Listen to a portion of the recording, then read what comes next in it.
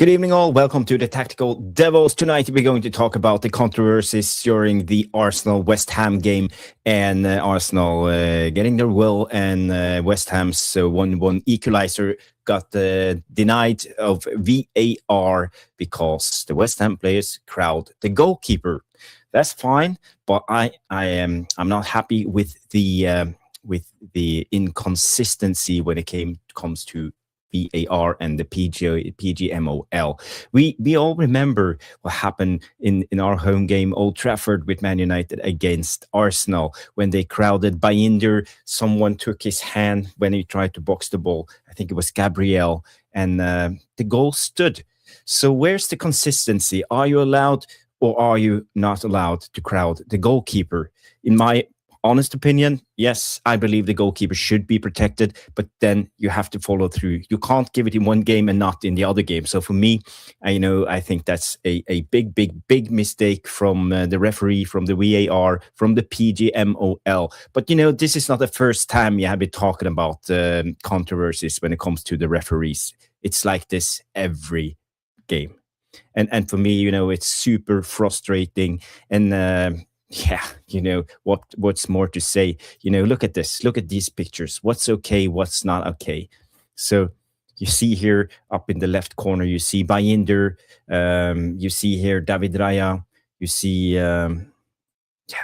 there's so many things that's okay according to Arsenal. But when it comes to the West Ham game, it's not okay. So for me, guys, girls, I want your opinion on this. I want you to give me your honest opinion about the referees in the current state in the Premier League. For me, I think it's a shamble.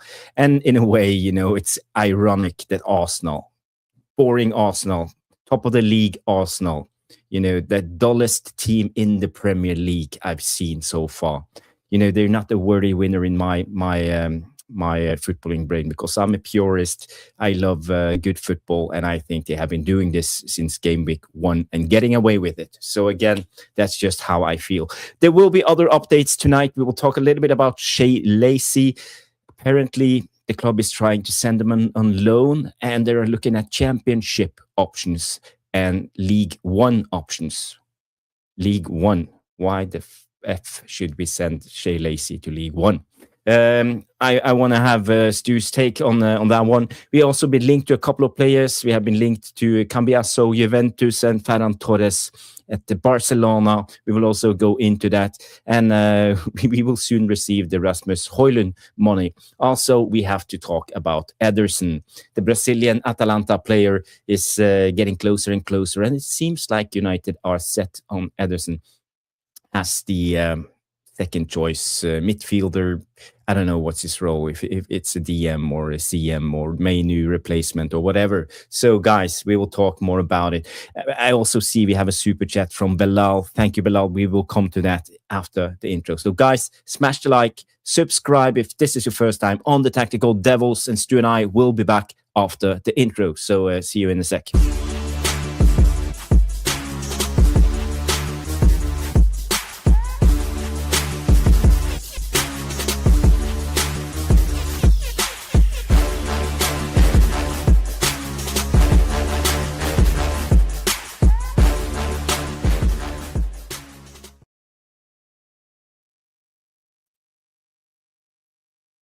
Hello. Hello. I don't know. I suddenly lost my sound, but now it's back. Welcome, people. Welcome to the Tactical Devils. Stu is finally back. I had to do yesterday's show all by myself. All by myself. Don't know the rest of the words. Sorry. Hey, why is everybody gone? Everybody's gone. There's nobody watching.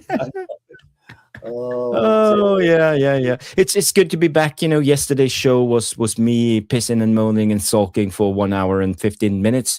So I hope I didn't scare you guys away, but that was how I felt after the game. I was a little bit angry because I thought the players, they were so negative tactics. They weren't up for it and all of this. We will also take some time to get Stu's reaction on the game. But first of all, before we go to Stu, I wanna say hi to the people who have tuned in. I see Neil Driscoll is in the house. Paul, big up Paul Tobin. We have I am Titanium Belal is in the house. We have Danny B coming in. Big up crew. Big up Danny B. We have others. Yes, a lot of people tuned in. A lot of John Edmund is in the house. Big up.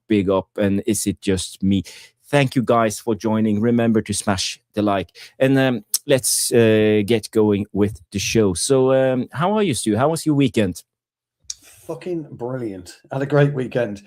Way too many beers last night. Which is no good because I completely forgot we were playing this afternoon.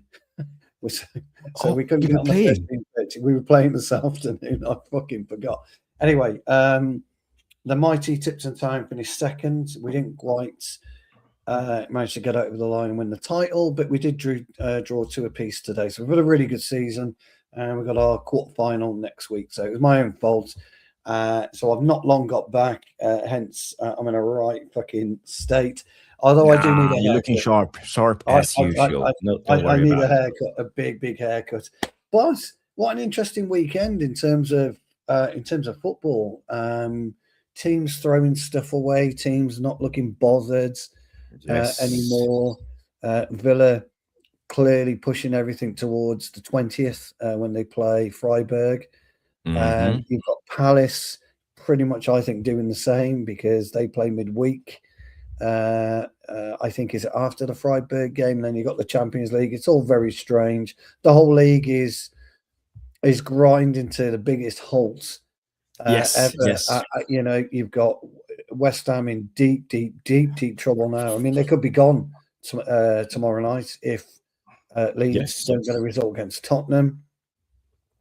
Whatever happens, Arsenal now, you can officially say, got one hand on the title, although I totally agree with you, by the way. It's been the most fucking woefully aggravating potential title winning season. I mean, it has been fucking aggravating. Arsenal just, I don't know what happened today. We were coming back and listening to it, and I just felt to myself, well, they clearly don't want to win the title because they're not doing anything. Totally strange. And then you got Liverpool being booed off again. You got Rob Edwards coming around and telling the whole of the Wolves first team to fuck off. I mean, it's all happened, hasn't it, this weekend? It's always like this at the end of the season, Stu. So much controversies. Yeah, I think you're 100% right. And let's just get going with the show and the main topic because we, as you said, there have been so much happening this weekend. We saw Liverpool drew against Chelsea, Fulham, 2 red cards in that game. Your man Anderson getting sent off, winning 1-0. Clinging on to that, they can even. I think there's a slight possibility they can go for Champions League spots if we get that 6th place. That could happen. We saw Man United yesterday in the snooze fest playing against Sunderland 0-0, 0 shots on target up until the 92nd minute. The Brighton winning 3-0 over Wolves, City winning 3-0 over Brentford. We saw today Forest Newcastle drawing 1-1 late equalizer from Forest. Palace to Burnley, Villa throwing the points away, and the biggest game of the weekend, Arsenal West Ham, and what a call from referee Chris Kavanagh in the 97th minute or something, disallowing the West Ham equalizer from who was it, Callum Wilson scoring because West Ham crowded the goalkeeper. A West Ham player put his hand over Raya, another one pulled his shirt. Raya couldn't come up and claim the ball. And West Ham scored. So I don't know if you saw it, but it was very controversial because my honest opinion is yes. It's a foul on the goalkeeper. Yeah. But where's the consistency? How many Arsenal won this season because of this? Yeah. I was just laughing at Grace's comment. This it. The shows. Forget the show. Yes. Yesterday, yeah. He's absolutely nailed the show in one hit.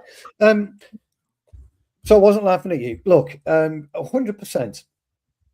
I've had the chance to review the goal I've had a chance to, as you know, in between beers yesterday, me and Jarvis were talking, and I phoned him up. I said, "So I'm having a few beers," and he starts laughing at me over the phone, ladies and gentlemen. And then he said, "Well, I'll only do a small show." I said, "You do that then, and we'll do a big show." 1.5 hours fucking later, which I found out this morning, he's still there fucking chirping, ranting.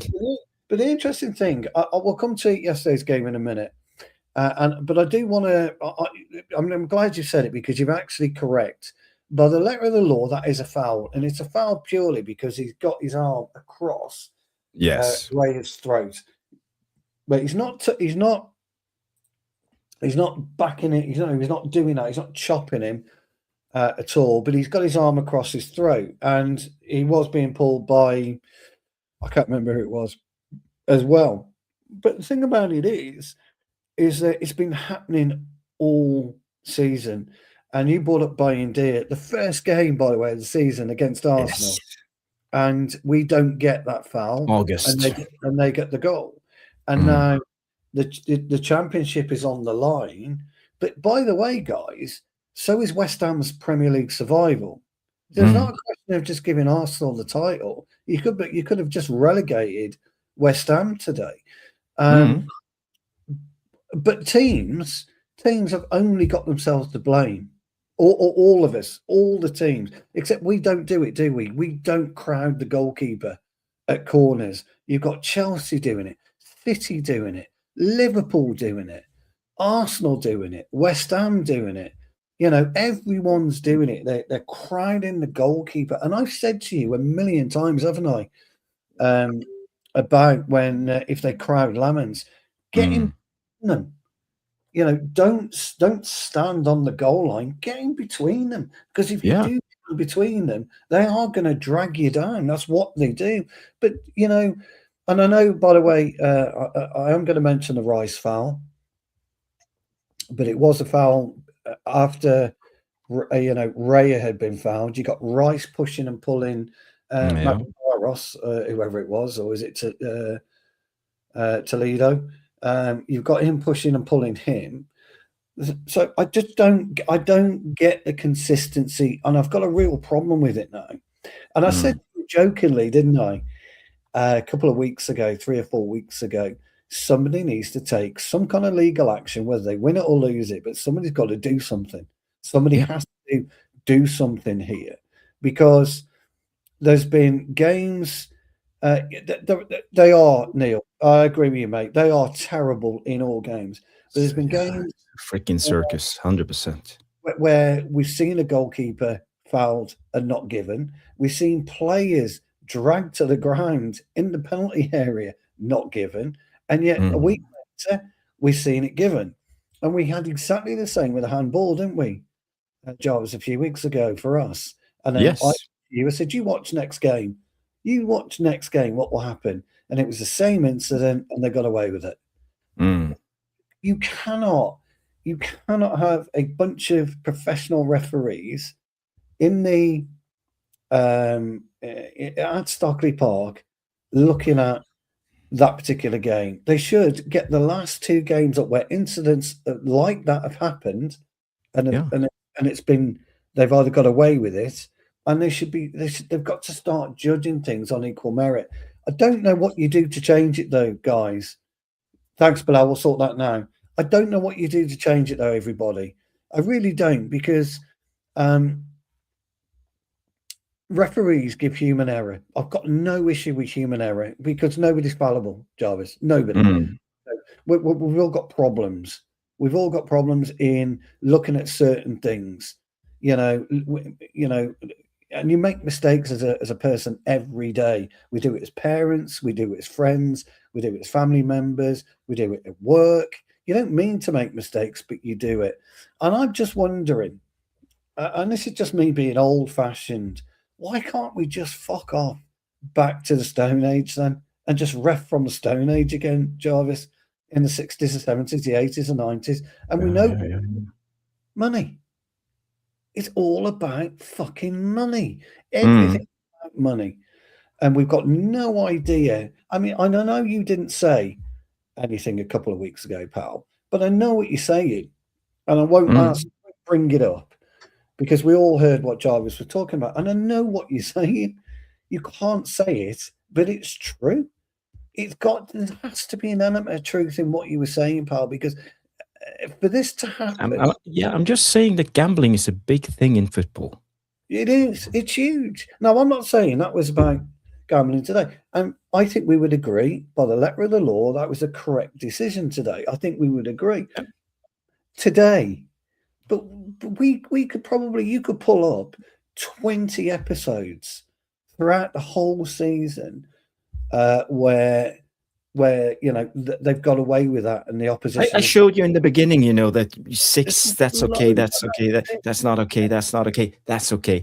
So for me, I fucking hate watching football because I don't understand the rules anymore. I'm getting confused. What are you allowed to do? Are you allowed to crowd the goalkeeper? Are you allowed to be physical in football? What's a handball? What's an offside? Even marginal things. I'd like to bring up, and I'm glad you said what's a handball. Okay. Yeah. Now, the same player prior to that was on the floor in the penalty area. The ball hits his hand, but he's on the floor. Okay. Yeah. No problem with that. What could he do? And then he pulls his hand back, and as he goes to pull his hand back, he touches the ball. That's handball. The one where he's on the floor and the ball hits his hand, fine, no problem. But then he tries to move his hand, hits the ball. That's actually handball, and they get away with it. Again, that's all I'm saying. Not to talk about violent conduct, we have to bring up the Bruno situation from yesterday's game, and we can have a look at that one too, because we are talking about violent conduct all the time, and we've seen this so many times, and for me, it's a fucking travesty what's going on now in the game of football, because the inconsistency of. Is this the one you're talking about? Vicky's brought it up. Hey, Vicky. Yes. That's 100%, Vicky, and look at this. She'll be happy now, pal. She'll be smiling. Vicky. No, Vicky. She likes Vicky. Vicky. So we all saw this yesterday, and the little doink in Bruno's face, and for me, how can they give violent conduct for everything else? You pull one hair of the opposition's head, and it's a direct red card in one game. 10 more hair pulls afterwards, it's nothing, and now we see this from on Bruno. It wouldn't matter for the game. It was in the 88th minute or something. We wouldn't have won it anyway. But, again, it's so freaking frustrating watching all these referees. And today, Chris Kavanagh, I think he was afraid. He was afraid not to give it because he knew it would have been consequences from higher up because of this. I believe so. And Darren England in the VAR, in the VAR bus, sat there for 6-7 minutes. It was good, looking for every little thing, and then he gave the disallowed goal and gave Arsenal the title, and most likely relegated West Ham. Well, I think he's relegated West Ham, and I think he's given Arsenal the title. But agree on this particular one, he got it right, because you can't do that on you can't do that anyway on any player. Come on, Nerida. Can you? You can't do that on any player anywhere in the, And we had a couple of instances this afternoon, actually, with regards to going up for headers. Jarvis, I like to wrestle on a header. I've told you this before. You all know that. And I'm talking to and this guy's a bit taller than me, so I had no choice. I had to use his shirt for leverage. I just got no choice. And we're just laughing and we're joking about it. And he said to me, though, because I did it out towards the touchline on this particular one, but he did say to me, he goes, the funny thing is, it's not a foul or a free kick here, but he says in the penalty area, it's a penalty. We're just talking, through the game about what we don't understand still as footballers today about what's legal and what isn't legal. He's talking about, you pull my shirt, I pull your shirt, I don't care, you don't care, etc., etc., etc. We're then talking about, the positions. Yeah, come on, John. The positions on the pitch, Jarvis, on what's league and what isn't. Now that on Bruno yesterday was savage. That should have been highlighted this morning. Retrospective, red card, and banned for the last 2 games of the season and the first game of next. Yeah, you cannot it's tell a clear me, mistake. Jarvis, you cannot tell me that is that wasn't intentional, because it was completely. He did it purposely. So he did, and again, I don't want to know what went through his head, doing something like this when there's at least 30 cameras pointing at you in from every angle. You can't do something like that as a player, And Bruno, Bruno made a meal of it. He went down. He did everything he could to get the decision made. Did you see that in the Norwegian press this morning? That elbow, was it in the Norwegian press? No, not was it in the English press? No, I haven't seen it. I've seen it, and that's my point. So they've got away with it. They've got away with it yet again. These players get away with it. Look, I'm all for shithousery on a football pitch, Jarvis. I'm all for taking it that extra yard and doing everything you can to win that football. But you don't run alongside a player and elbow him. You don't do it. You shoulder barge. You don't elbow. Yeah, it's a shambles. By the way, Johnny Commode, I sent you the link, and same goes for you, Nuruddin. Just check your WhatsApp, and you'll find the link, and you are free to join us. Let's play a little jingle for the legend himself, the big man. I am Titanium 4230. One of our most loyal subscribers of the channel, always coming in with a lot of super chats and support for the channel. Thank you so much, Bilal. You are such a legend. I can't say it enough. So let's play a little tune for him. And Stu, your glasses are ready. No, they're ready.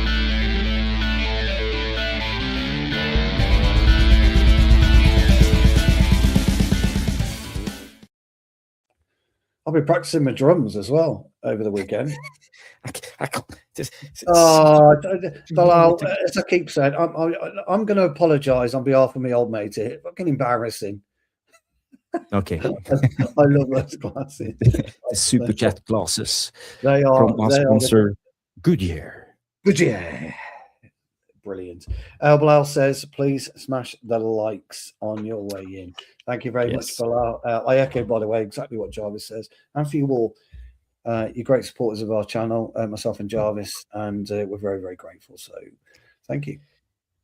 Stu, great drum work. Vic, I'm shocking behind the drums. I'm abysmal. Although I am contemplating, and I haven't said anything, I'm contemplating a new drum kit, ladies and gentlemen. So if I do get one, I will show you. And but I might do a little video of me attempting to play the drums, especially in the summer break where there's not a lot to do apart from obviously the World Cup this year, which me and Jarvis will be doing some watch-alongs and things of that nature. Especially, yes, I'm looking forward to that one. That's going to be fantastic. The World Cup. Someone knocked on the door. I think it's the man himself, Mr. Structure. Okay, just fixing his. What we need for our guests is a big applause and that type of thing. Yeah, I have an applause here. Here he is. Big up. Sorry, I'm going to change the camera. I thought it was all plugged in, but it wasn't. Okay. Oh, here he is. Here he is. There we go. How are we doing? He's looking his handsome. Looking his handsome self. Yeah. We're just a little bit pissed off because the referees, the VAR, the inconsistency from the Pgmol, and all of these, crowding the goalkeeper situations we've seen so far this season. And we all talked about what happened to Bayındır, the 1-0 goal that gave Arsenal 3 points in game week 1. 17th of August was the game. It's almost 1 year ago. And now we see them crying at the referee for West Ham crowding their own goalkeeper. So where's the consistency? You either get it or you don't. And for me, they are. I think the referees are about to ruin the Premier League at the moment, because after every game week we sit here and complain about the referees. Chris Kavanagh in the VAR bus, Darren England again inconsistent. They should have a steady way of refereeing those games. You can't give it one game week and not in the next. So for me, I give them an F, the referees this season. And I'm about to say, let's just scrap VAR completely, because it's clearly not working. So I don't know where you are on this one, Nuruddin. Yeah, I mean, honestly, I find it really difficult. It's the irony. It's an absolute irony.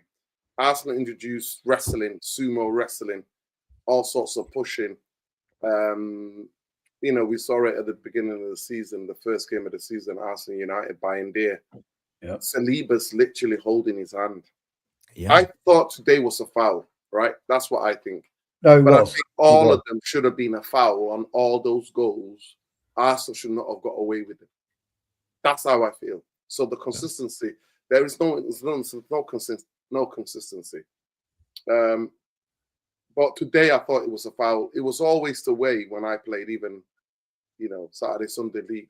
If you put your hands on a goalkeeper, especially if a goalkeeper's trying to get up, to catch the ball or whatever. If you put your arm on his arms, because he's the only player on the pitch that's allowed to use his hands. So his hands and arms. So if you touched him, then it was always a free kick the other way. You know what I mean? So that's the thing. But they've not been enforcing the rule. Instead, they've been letting Arsenal get away with it. Yeah. They've been getting Arsenal get away with it, yeah.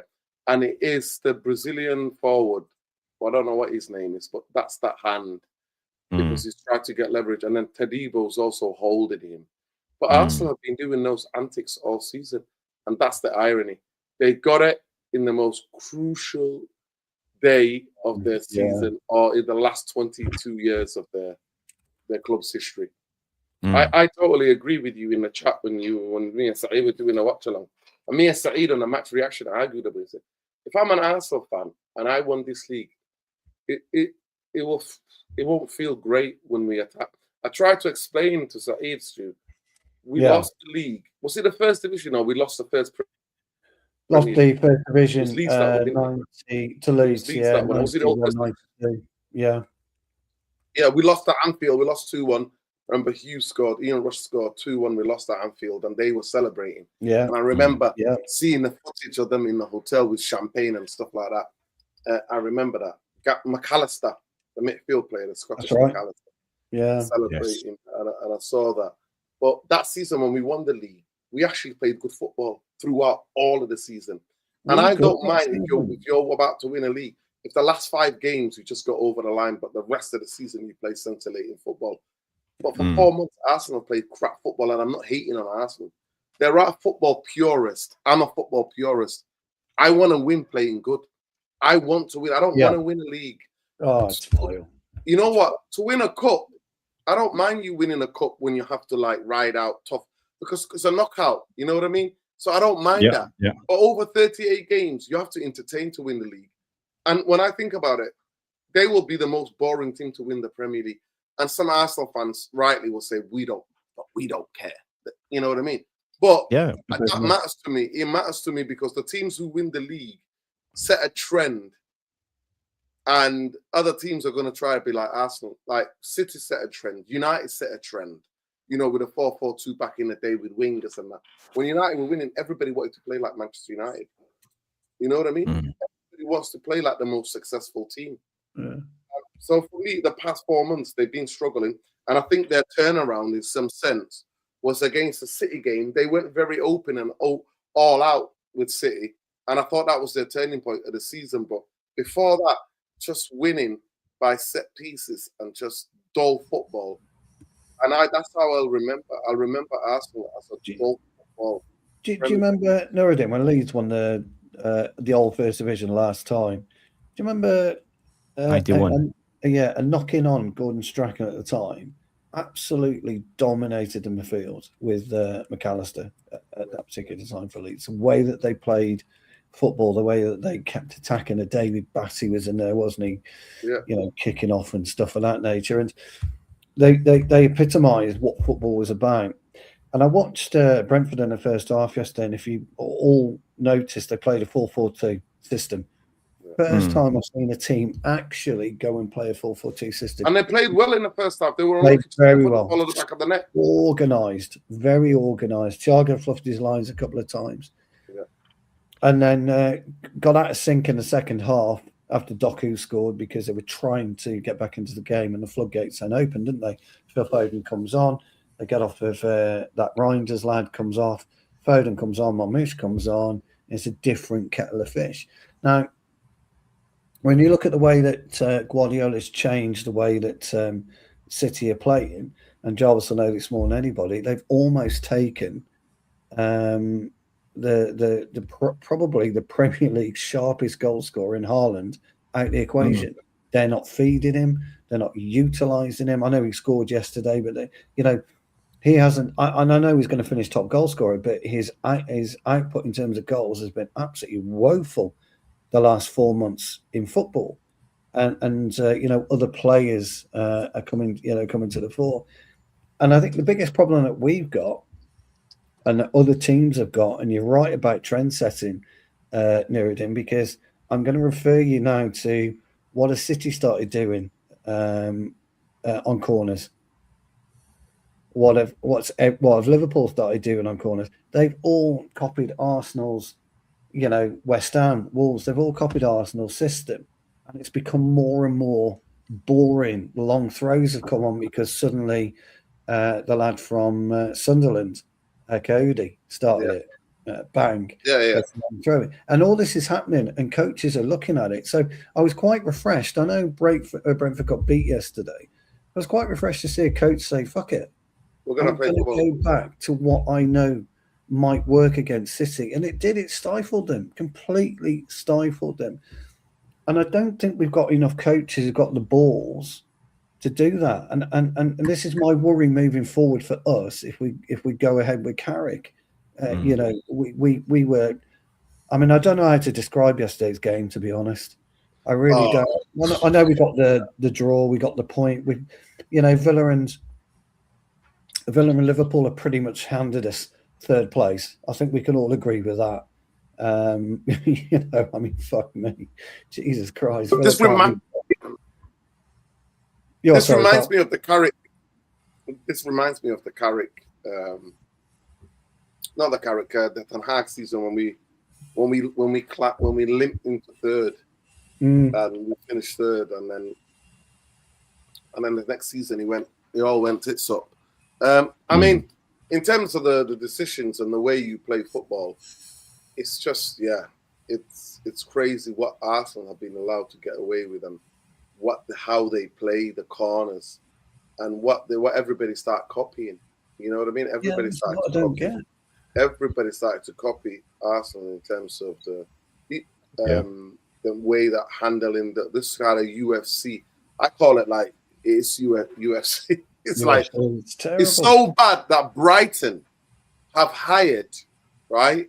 Get ready for this, a professional UFC, right? German UFC. I saw that. Person. They've employed that so that he can teach them how to be physical, how to get in front of people. And guess what? Brighton have conceded the least from corners. You know what I mean? This is how mad that's getting. Brighton have employed a UFC fighter to coach them with the way they do. That's what I'm saying, and that's what Arsenal have started. So for me, it's not, you've not moved the game on. There's no innovation. You're basically taking the game back into this kind of mad wrestling, sumo wrestling inside the box. And the rules are there, by the way. The rules are clear. It's just that the Premier League this season, for whatever reason, have not decided to use to follow the letter of the law. They've not done that. They've let it carry on. And it's just an irony, like I said, the irony of the team that scored the majority of goals this season from corners and who have grabbed people, who have pushed, we made it so difficult for goalkeepers, and now getting the decision right because of VAR.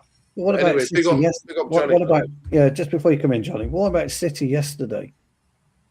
Surely there's an argument for 1 red card, possibly 2 red cards.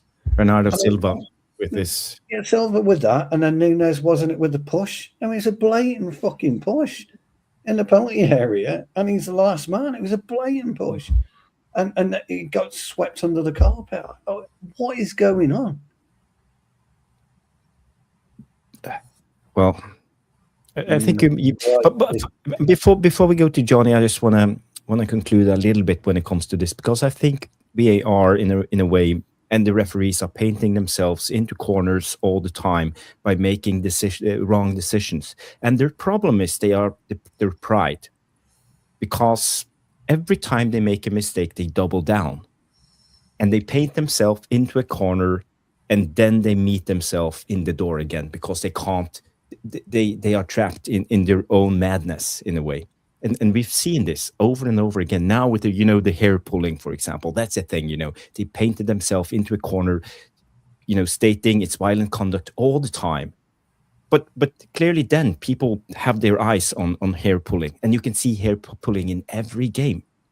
Every time the striker backs into the center back, there are some pulling of hair, because you have to have your arms somewhere to push them away, because the strikers nowadays are big guys, 6'2", 6'3", strong balls just slamming into you, and you're not allowed to use your hands, and especially if they have long hair, dreads and all of this thing. And again, VAR painted themselves into a corner by this, stating all hair pulling is violent conduct, ergo it's a red card. So again, we see the inconsistency because they double down on their own mistakes. So yeah, that's just my personal thoughts on this one. Johnny Kermode, welcome to the show. Okay. So how do you feel on the current debate?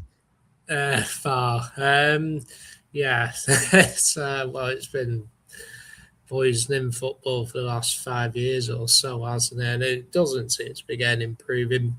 In fairness, they did get the decision right today, and I think they would have felt the pressure to get that call right, because they know it would affect both ends of the table, respectively. So, personally, I didn't mind them taking their time to make the decision, and in the end, they did come to the right decision. But as it's phrased, Arsenal in particular have been getting away with that kind of thing all season, namely the first game of the season, Bayındır, everything. Also, they conceded, you remember when we beat them 3-2, their second goal, Lamens parried the ball, and there was an Arsenal player with his hand on him then, because we went on to win the game, it didn't matter in the end. So, but yeah, it's the lack of inconsistency. I don't know. I don't see any improvement in sight for it. The only way, I think, someone mentioned about cricket and rugby, but very often in rugby, the referee might ask the TMO to say, can we have a look at this? I want to take a look at this. Or they might say you might want to take a look at it, not directly in the way where you have to overturn the decision, but you might almost like a second pair of eyes almost. So for me, that's how it should be, a little bit more fluid. Or what you could do is, like in cricket, for example, each team gets 2 or 3 reviews per innings, and if you get the wrong decision, you lose review. Maybe you have to look at a scenario where you give teams like 2 challenges in a match, for example, where there would be a penalty or a red card or something, where they say to the referee, we want you to take a look at this. So that's the only way I can see it working, but it's not likely to happen, is it? I want to go back to Jeopardy. Yeah. That's what I want. I just want to go back to plain old Jeopardy. You win some, you lose some. It kind of evens itself out over the course of the year. That's what I want to go back to Jeopardy, because everybody in the chat has been absolutely 100% right tonight.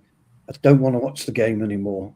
I'm bored of it. I'm bored of the wrong decision. I'm bored of VAR. I'm bored of this. I'm bored of that. You need to put the onus back on the referee to make that decision. I mean, we all saw the ball go in by a country fucking mile for West Ham today, and the ref goes like that because he's reliant now on that, reliant on this in the ear. The fourth official does nothing at all. I don't think we need I get what you're saying, John. I don't think we need a TMO. I think we need three officials, the linesman, or even go on. Okay, if you remember that one season or 2 seasons where we have the 5 officials, but those officials behind the goal, okay, are there to spot that fouling on the goalkeeper, and they get their fucking little wand or whatever it is straight up, and that's it. It stops it immediately. So we've already had it where officials were there for, I think they were there specifically, were they there for corners or for... for the ball, it was pre-goal line technology. It was to give... Yeah, that's what it was. The ball had gone on and that type of thing. I think they need to be reinstated before all this bullshit. Take VAR out the fucking equation. I'm fed up of the offsides because nobody knows what's offside anymore and what isn't. We don't know what handball is anymore. We don't know what a foul is anymore. According to Sunderland, you can walk along the pitch, elbow somebody, and stay on the field. So what? I also think, Stu, that in the old days, to back up your claim about being pro VAR, usually decisions would even themselves out, and I feel like the league table where you deserve to be. You deserve to finish where you deserve to be. And it's. Whereas now I think there's clear evidence that there are many teams who get a lot more VAR decisions against them compared to in their favour. Like for I think if you think United, we have benefited from a couple of decisions this season, but I can point to a lot more where they've gone against us. And it's not just us, it's other teams as well. I think if you look at VAR decisions which go one team's way compared to ones that didn't go their way, I think you'll probably find a disparity, and I think it directly impacts how results impacts. And you think this season there's been a lot of games which have been decided by a goal, as well. There haven't been many. I think there's only been like a handful of 5-0s or 4-0s this season. A lot of games have been either draws or decided by a goal as well. So it's a game of tight margins and everything. So, yeah. Yeah, I just think that referees are no longer refereeing games. The VAR is the refereeing games. And that's the most dangerous thing. Technology, what we were promised was a supplement, was something to help you. You know what I mean? But to help the ref, but now VAR is VAR. We have got stop and start spot. One of the biggest things about football and what you were saying before, Johnny, about the challenges and stuff. What I find fascinating is that football is forever flowing game, and we don't never want to lose that. Basketball, like cricket, rugby, it's a stop and start. You can stop and start those type of games, but football. Why we love it is the intensity and the speed which is played at for the 90-something plus minutes. And you saw it today, it took 5 minutes. Like I told you, the best use of VAR I saw was in the AFCON a couple of years ago, and it was when it was held at Ivory Coast. They looked at it for 20 seconds, boom, they made a decision. It was in the AFCON, wasn't it? Yeah. And they made a decision. The last AFCON was disgraceful, but the person who put that together was sacked before the last AFCON. And I just see that, like, it needs to be, it has to be, it must be something that you could, seeing it 5 times, 6 times is not going to help you. Once you see it first 2 times, 40 seconds at the most. But it took 5 minutes today. Wait, but you could see, couldn't you, his hand So there's your foul. You rule it out there, and that's how you rule it out. But they've not been doing it all season. No. But there was also that same where Sampo puts his arm across him. Trossard was grabbing hold of him beforehand. Yeah. And Rice was Rice, you know, so... Yeah, and there have been other situations. This is from Arsenal against Aston Villa. See Gabriel with his elbow up in Martinez's face, and this was given. This was given, and we all remember this one with Bayındır, and clearly, you know, he lifts up Bayındır's arm and stops him in punching the ball out, and that goal was given. So again, you know, we struggle so much now with all of these inconsistent situations. I mean, see it over and over again. So again, what is the referee supposed to do? Let's say the season is ending right now, Stu, and you were head of Pgmol. How would you fix this? Because something has to be done. They won't scrap VAR. We know that's wishful thinking. So how do you fix it?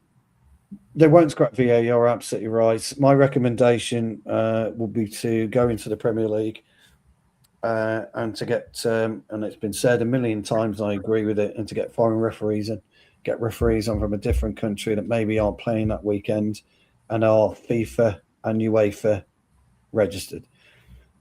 So we've got a pool of referees that the FIFA have taken to the World Cup. I don't know how many English referees are going. I would imagine Anthony Taylor's going there and probably Michael Oliver, but I don't know how many English referees are going. And I would utilise that. And I would make that very, very clear, because we cannot trust these. By the way, the PGMOL needs to be disbanded. Sorry, I meant to. That needs to be disbanded completely, and the Premier League need to oversee the referees moving forward. The PGMOL needs to go. It can't have it can't be a separate organisation. No. And the Premier League needs to. Should Howard Webb resign? He should resign. You can't, unfortunately, you can't get rid of the refereeing pool because we need them. You can't do that. But the problem is, if you don't use Howard Webb, who do you bring back in or in that's going to do it?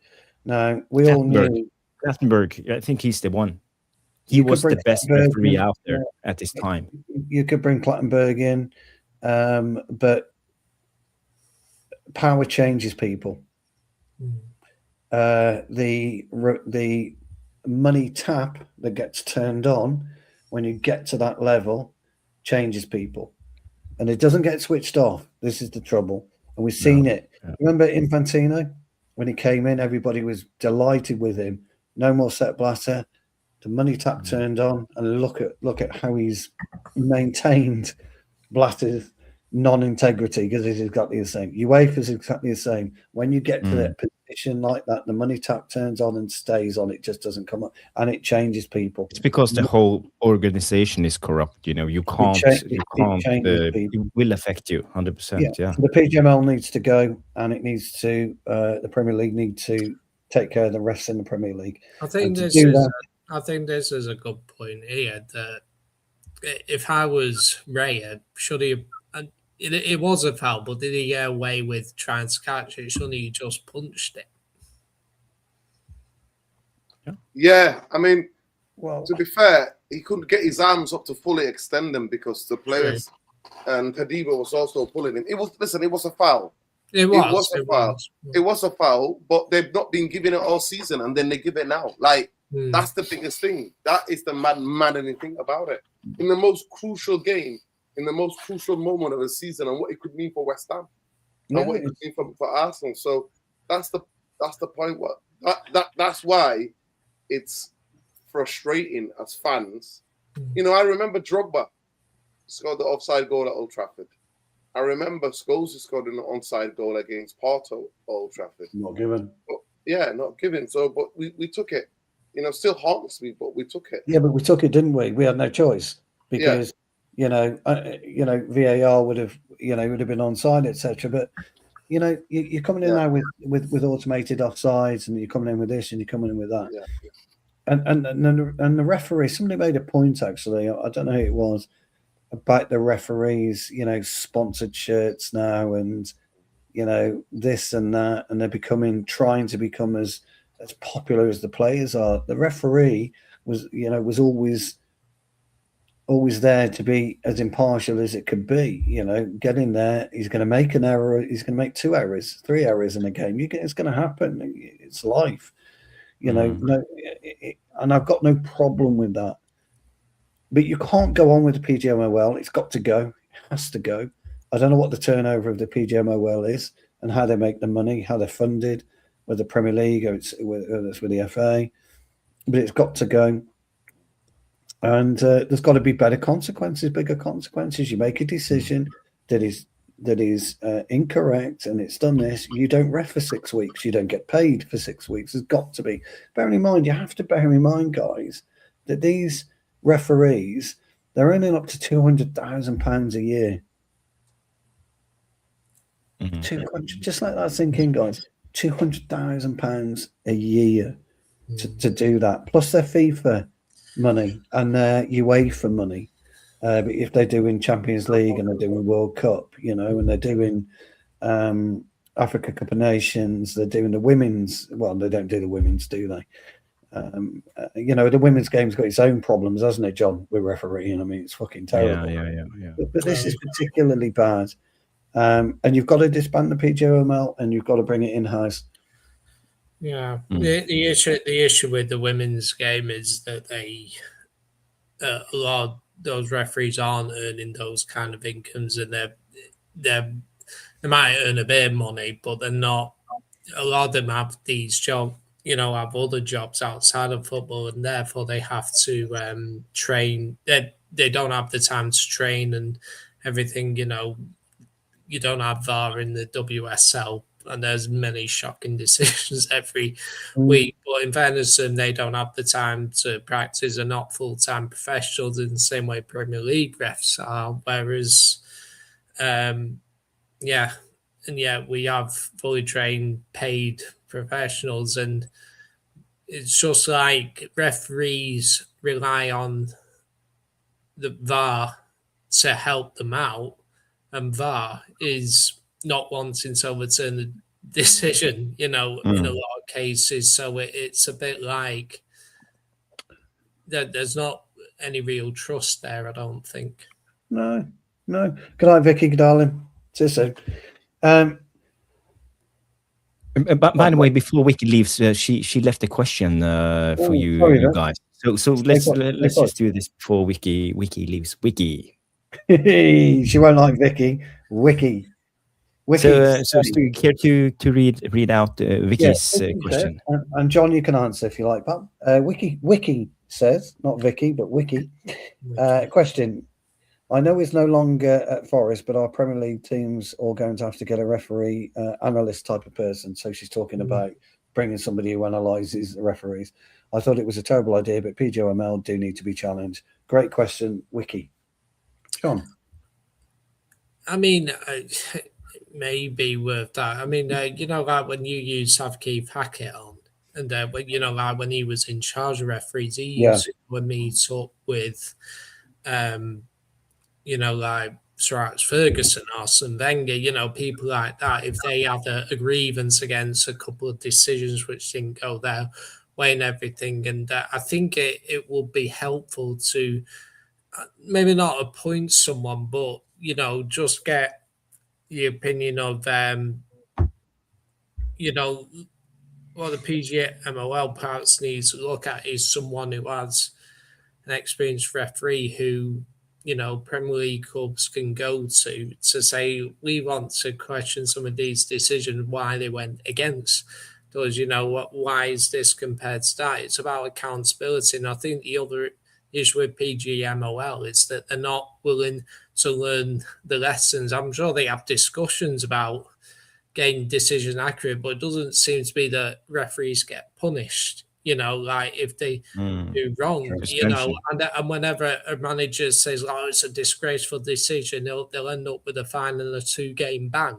For example. So for me, I think it might be worth having someone not who directly works for the club, but someone who you can go to explain like what rules are, why that decision was given, but also the PGMOL has to be more open to improve itself so that clubs can, challenge, say, like, why did you give this decision, but you didn't give it when it was at this situation? You got to learn and adapt, and, where there's grievance, there's an ability to learn and everything. And I think the PGMOL has to be more open to that, but us as a club do need to look at how we can learn what to expect, what standards, but John, like what we're supposed to do and not do. I just want to add something, John and Johnny, when it comes to this, because we remember after last game when Sesko scored that goal that touched the tip of his finger. PGMOL came out 5 minutes after the game with an apology. So an error had been made, and that's the only time I can't remember them doing anything like this. And they made so many wrong decisions, but always us. It's always Man United. And it's like they are excusing themselves because they gave Man United a wrong decision that gave us an advantage. Yeah. And they try to punish us. And this is my problem with VAR, because the inconsistency is one thing, but it seems like we are the only one getting punished all the time. With Leacha and all of this. We remember the Casemiro joke was barely a joke. And there's been so many. The Bayındır in the first round and all of this. And every time we get an advantage, let's apologize. And for me, that's the thing. I mean, that Sesko handball was, I don't know, because I obviously watched in the US. And in fairness, I don't think it was necessarily the wrong decision, because based on the angles, you could not be 100% it's impossible. But when you got the close-up camera shot, the microscope one, we didn't see that until 5 minutes after it happened. So did they have access to that at the time? If they didn't, then I don't see how it can be the wrong decision. We didn't see it in the UK. We didn't see it in the UK, John. And I know Jarvis didn't see it in Norway. And the other factor is that if they disallowed the goal, they probably would then have to go back a few seconds before to when Curtis Jones pulled Sesko back when he's through on goal. I know. So Liverpool can have their grievance, but ultimately the other alternative is we get a penalty, they get a player sent off. So if anything, they should be grateful that decision was given in many ways, in my view. I mean, don't forget, by the way, it was Woodman, wasn't it? It was in goal. It wasn't Mamardashvili, was it? It was Woodman. Yeah. Yes, to Liverpool. He pushed it onto. So, what can you do? I mean, I think that's I know technically it shouldn't have been given, but you can't, unless you punch the ball in. If it just brushes your arm or your hand, I don't get how he's not controlling the ball with his fingers. So I remember a few years back, I was at when Middlesbrough knocked us out the FA Cup. And one of their players had their arm out like they controlled it and they passed it to their player. So the rule was that he handballed it, but because he didn't score the goal, he passed it to another person who scored. Yeah. That's what allowed the goal. Whereas if he had controlled it and he scored, it would have been disallowed.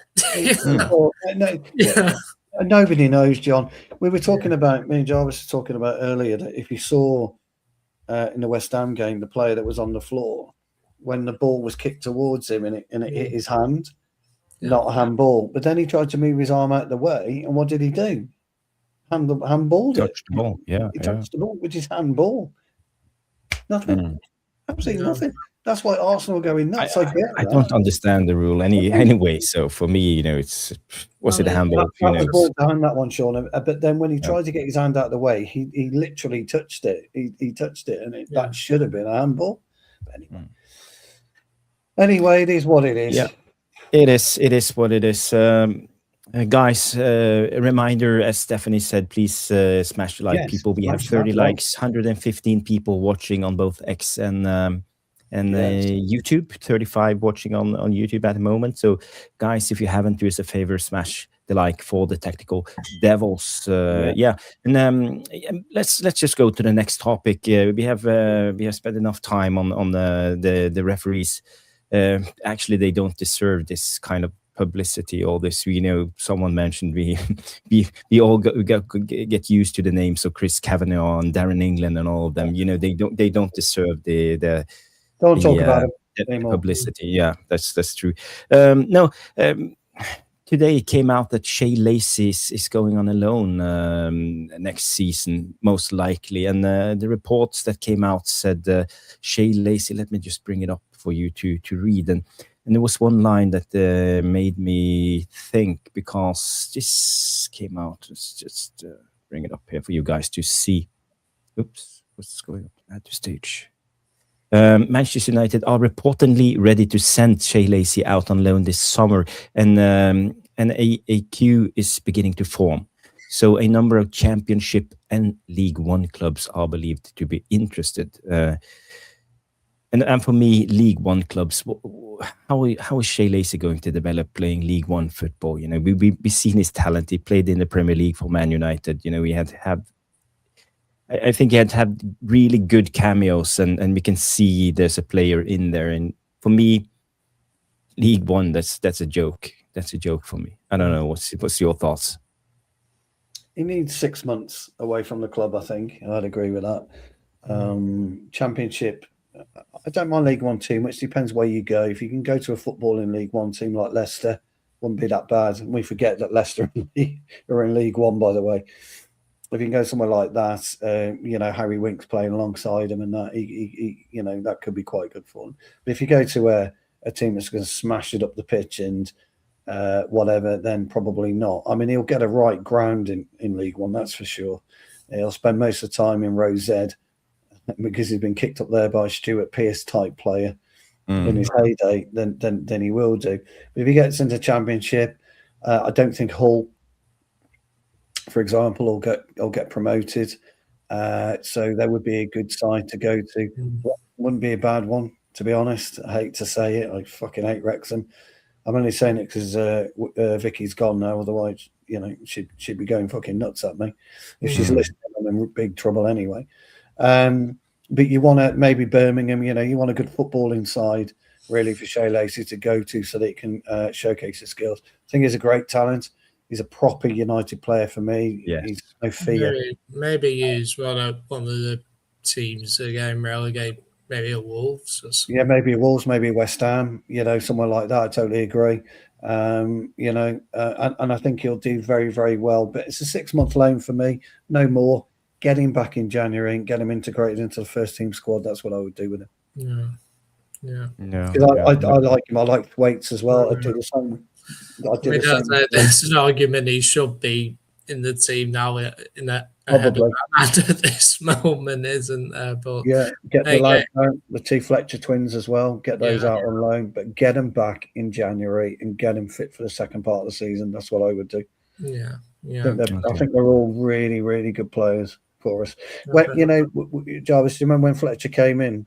Midway. Which one of them? Jack, Tyler, Jack. In particular, a couple of games he was left wanting, wasn't he? A bit too big for him in terms of physical presence and being able to, get a hold on the ball. So he does need a loan, but I don't think we want them gone out for 12 months. We need them out for 6 and then back in and, keep them. Definitely Lacey and definitely Jimmy Thwaites. Well, that's the other thing. If West Ham get relegated, Jared Bowen probably leaves, for a Premier League team possibly. So if we were to sign Mateus Fernandes, maybe we send Shea Lacey to them. Interesting. I was going to ask you, I saw the second half. Yeah. Well, lots of the second half. I didn't, my personal opinion, he had a quiet game in the second half. I don't know what you guys thought, what anybody thought. I thought he had I think he was trying that. Well, they were just giving the ball to him. I mean, he did have that great chance, didn't he? Just before Arsenal scored when Raya Like, I Mm. think West Ham were trying to give the ball to him to launch it into box, but some of his free kicks weren't the best and everything. But he's a young player, though, isn't he? So I can see the. I'd definitely take him at United. I've got no problem with him. I like him. I think he's great. Just one of those for me. But it's interesting, isn't it, that when you look at certain elements of players, look at certain aspects of the game. You know, when Lacey came on to Tottenham, for example, he 2 shots and he looked great, didn't he? Had a cameo the week after, and he had a bit of couldn't quite get into the game, and that's just life, isn't it? That's just football. It could happen to anybody at any time of their career. Somebody mentioned, We Are Brothers FC mentioned, why don't you give Lacey a stab over Ahmad? And I totally agree. He's not going to be any worse than Ahmad right now. Ahmad's completely lost his confidence. So, I mean, Lacey he'll probably play in the Youth Cup final, which is Thursday. I don't know when the PL2 final is. Who have we got in the Youth Cup final? City. Oh, that's it, because it's not at Main Road, is it? It's not Main Road. Show me age here, Johnny. Joey Stadium, yeah. It's don't worry, even I remember Main Road. So. It's at the Women's Stadium, isn't it, across the bridge? It's the Women's and Academy Stadium, yeah. But also the under-21s are in the PL2 final. I don't know whether they're playing there or when that game is. I definitely want to see Lacey play the Brighton game, though. That would be good. Yes. Yeah. No, I don't know whether he'll be able to play the Forest game because, I mean, I suppose he could because the Youth Cup final's Thursday and Forest is Sunday, so maybe it's possible. We play Sunday. Do you know what I'd like to see us? I think Jarvis has frozen everybody. So, oh no, he's back. No, he's back. What he was doing, ladies and gentlemen, he was playing. I dropped out. Sorry. And the Oscar goes to Jarvis Cocker, who was play acting there. I'd like to see a couple of. No, I opened up SofaScore and there's too many pop-ups and whatever. So I'd like to see some of the kids get a shot at Forest. To be honest, Forest have got they're safe. They got safe today. They were safe. I'd like to see some of the kids get a shot at them. We've switched off. Liverpool and, as I said, and Villa have given us 3rd place. Let's be honest, because Villa are more interested in May 20th, which is the European final, the Europa League. They win that, and they should beat Freiburg. They get back into the Champions League, and as Jarvis said, Bournemouth now could leapfrog Villa at this rate and get into 5th and get Champions League. Automatically. It'll be very interesting because I've got to the remaining fixtures. Like Liverpool have Villa and Brentford. Villa have Liverpool and City. I think Bournemouth have to play City as well. Bournemouth need to keep winning. Can't afford to lose. They do. Brighton, I think they've got Leeds and. Brighton can't make it. They got us having. Well, that was the other thing. I think Forest. It'll probably be. I can see both teams opening up that game, maybe, but then Brighton that last game they'll be in contention for Europe. There, for Europe, they're on 53. Oh, yeah. So Bournemouth really, Bournemouth 4 points off of Villa. Brighton are 2 points off of. So. Brighton could leapfrog Bournemouth here. Yeah, it's very, very tight. If I'm not mistaken, are Bournemouth unbeaten this year or in the league? Because I do, unless they've lost one recently, because I'm pretty sure they've gone win draw practically. I think they might. I think they might be. But I mean, ultimately, it's going to be tight between Brighton, Bournemouth, and Villa. But if Villa win the Europa League, they don't care, and they should beat. But then if they beat Liverpool, then Liverpool might, Yeah. So I mean, Villa should beat Freiburg, shouldn't they? Really, should beat Freiburg. I mean, John McGinn makes such a difference to the Villa team. They smashed, Forest, didn't they? Forest have got nothing. They're done now. They're in. They're safe.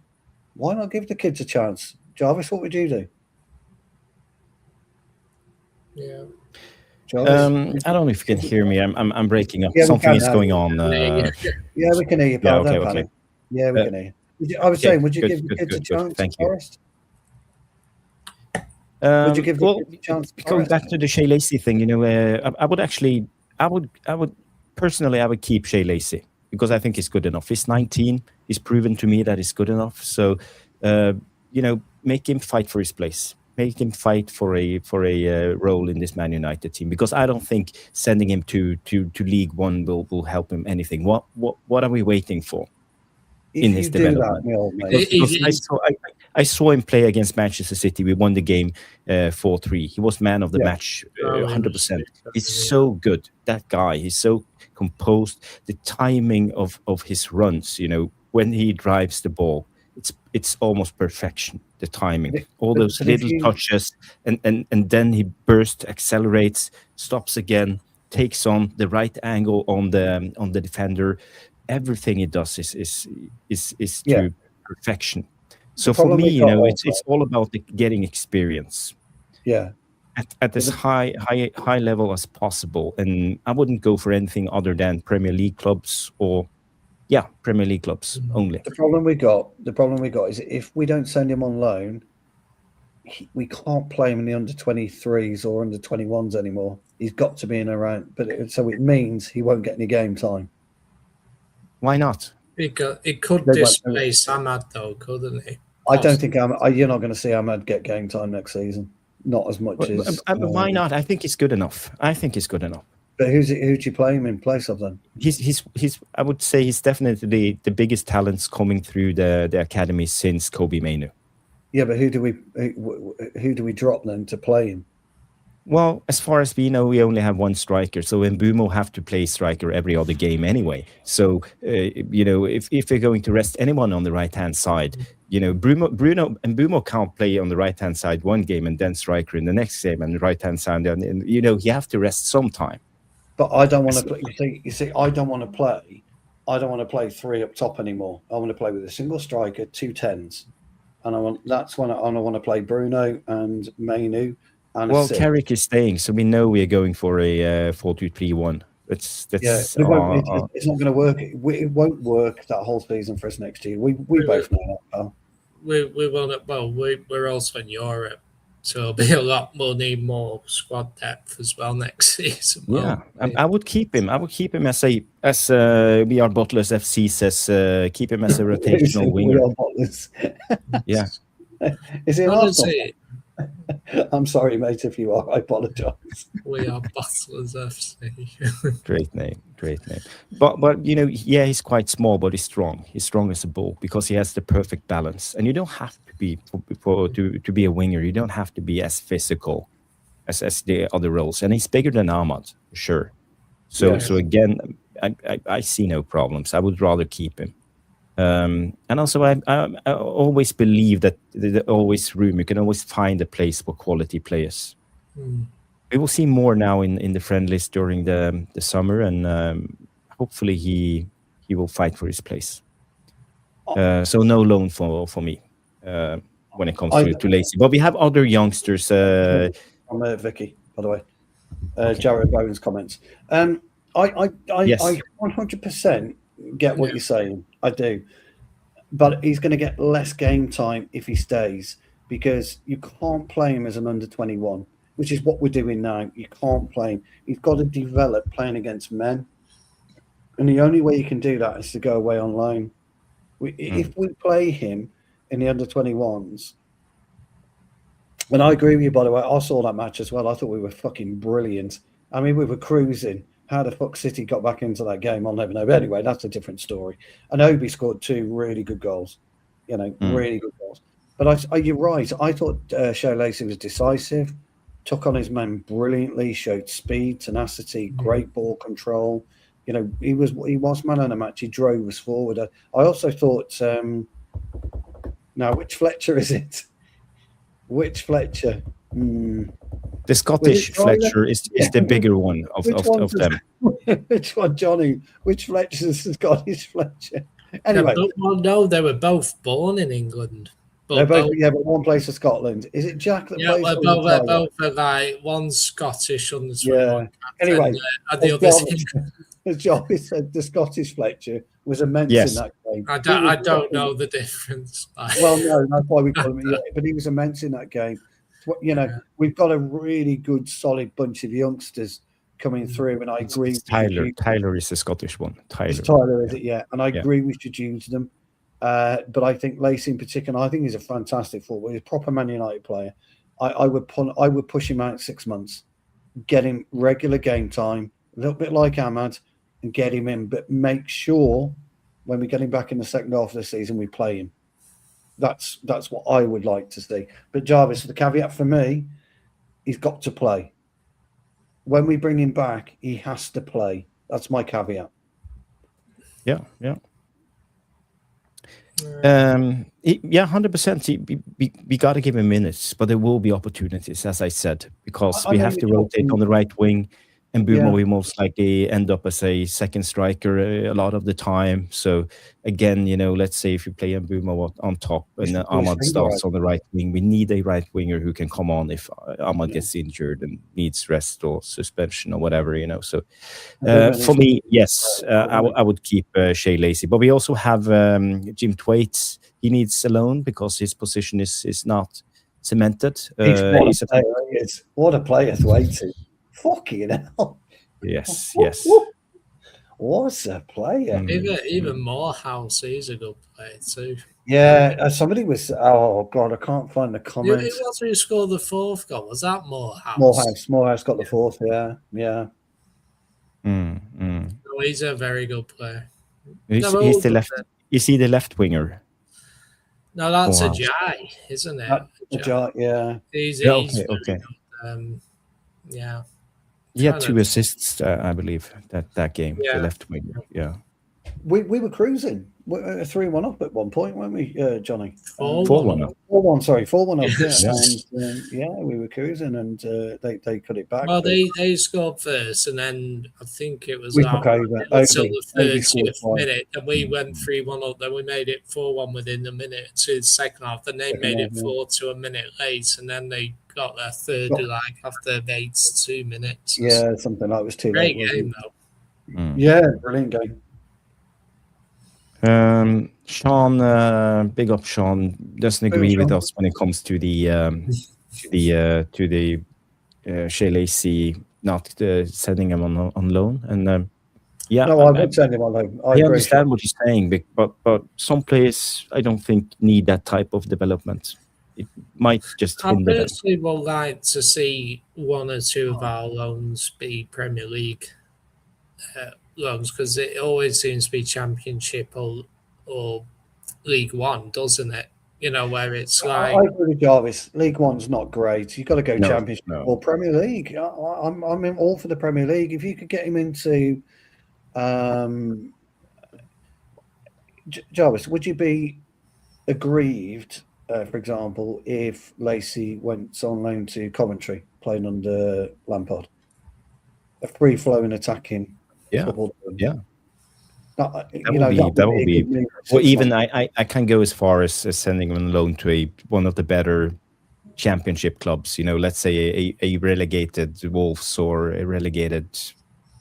Maybe even like if they get Europe, maybe even a Bournemouth or someone. Oh, fucking hell. Yeah. Well, don't forget though, the only thing with Bournemouth come next year is Rosé or Rosé Wine. Yeah. Is in charge, isn't he? And but that's true. That's true. But I was just thinking of maybe a lower end. Is that right? Is that right, Boxing? I don't know. I don't know. It's a good question. No. I don't know. Well, he hasn't played him at all. After that red card incidents, that happened with Shea Lacey, the two yellow cards. When he got sent off. But guys, we need to move on. We have more topics to cover, and I want to talk a little bit about Ederson, because we have been linked to Ederson so much lately, and I don't know if you if you saw the latest reports on Ederson, let me just bring it up here and we can read it out. So here we go.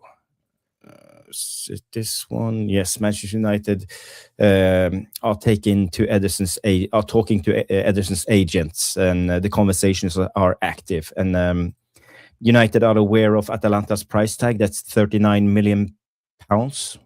Okay, so it's pounds now. Okay, I thought it was euros. However, 45 mil euro, wasn't he? Was it 45 yeah. Euro, something like that?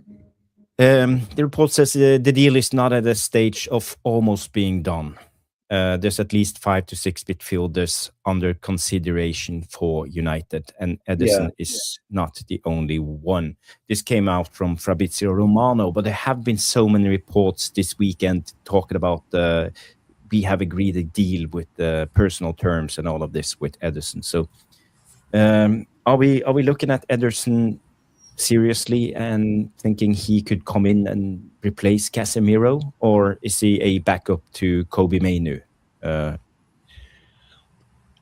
This could well be Manchester United acting like a semi-serious football club. I'm not going to go the full-blown serious because we know what these clowns are, and that is anyone with a brain would get players lined up and agree personal terms. So if they don't get who they want, they can pull the plug immediately and get Ederson through the door. I think we're 3 years too late with him, Jarvis, Johnny. I think fabulous player a few years ago, still a very good player today. I just think we're 2 or 3 years too late. But if we, and I agree, I think he is probably lower down the list, 4 or 5, rather than our top 3. What I'd like to think, and it did well for us, by the way, but I mean, it's a good price, Jarvis, Johnny, and I think the price is agreeable, isn't it? But yeah. I think we're 2 or 3 years too late for me on this one, Jarvis. I think there's some truth in it, that's for sure. I really think there's some truth in it. But if that is the case, I would like to think we're still going to employ 2 or 3, 1 or 2 others as alongside Ederson as well, whoever they may be. Yeah, that's just my opinion. I echo your thoughts in that regard. I personally think that. I mean, I don't. I know he's a player we've been linked with. I haven't really seen a lot of him because I don't really watch Serie A, to be honest. But for me, like, we need 3 midfielders, and we need our Premier League proven and everything. I'll be back. But I also think that we need at least one of our signings to have a bit European experience, like maybe Champions League experience. You know, just because for me, if you're going to sign 3 Premier League proven midfielders, if you look at the players we're in with Baleba, Alex Scott, or Mateus Fernandes, these are all young players, and they're Premier League proven. But for me, it's like you still need that little bit of experience. Like you need maybe 2 under 23s, but maybe 1 25-year-old who's had experience playing in Europe. Because going back in the Champions League, you'll still want to be competitive. Now, so for me, Mateus Fernandes, what's his name? Ederson, sorry.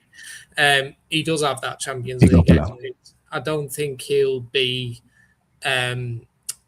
I think he's one of those where if we do sign, he'll do a job to a degree, and I think he does have that experience and everything, so it might be a useful sign in that regard. But I would prefer it to be someone who's got that Premier League experience per se. But it won't be a bad signing if we did get him. No. For me, I think this is a great comment. Said for £40 million, you can get Gomez, Fernandes, Mateus Fernandes, Mamadou Sangare, and he's better.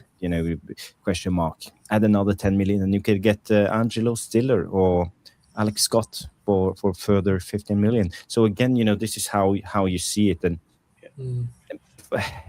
I'm not a big fan of Serie A. I don't trust the players coming in from Serie A. I think it's a weak league. The tempo of the and physicality of that league is not comparable with the Premier League. I think we are taking a huge risk if we spend our money on a player like Ederson.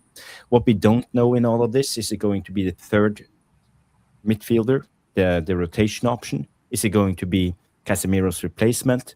Is he going to fight for Maino's spot?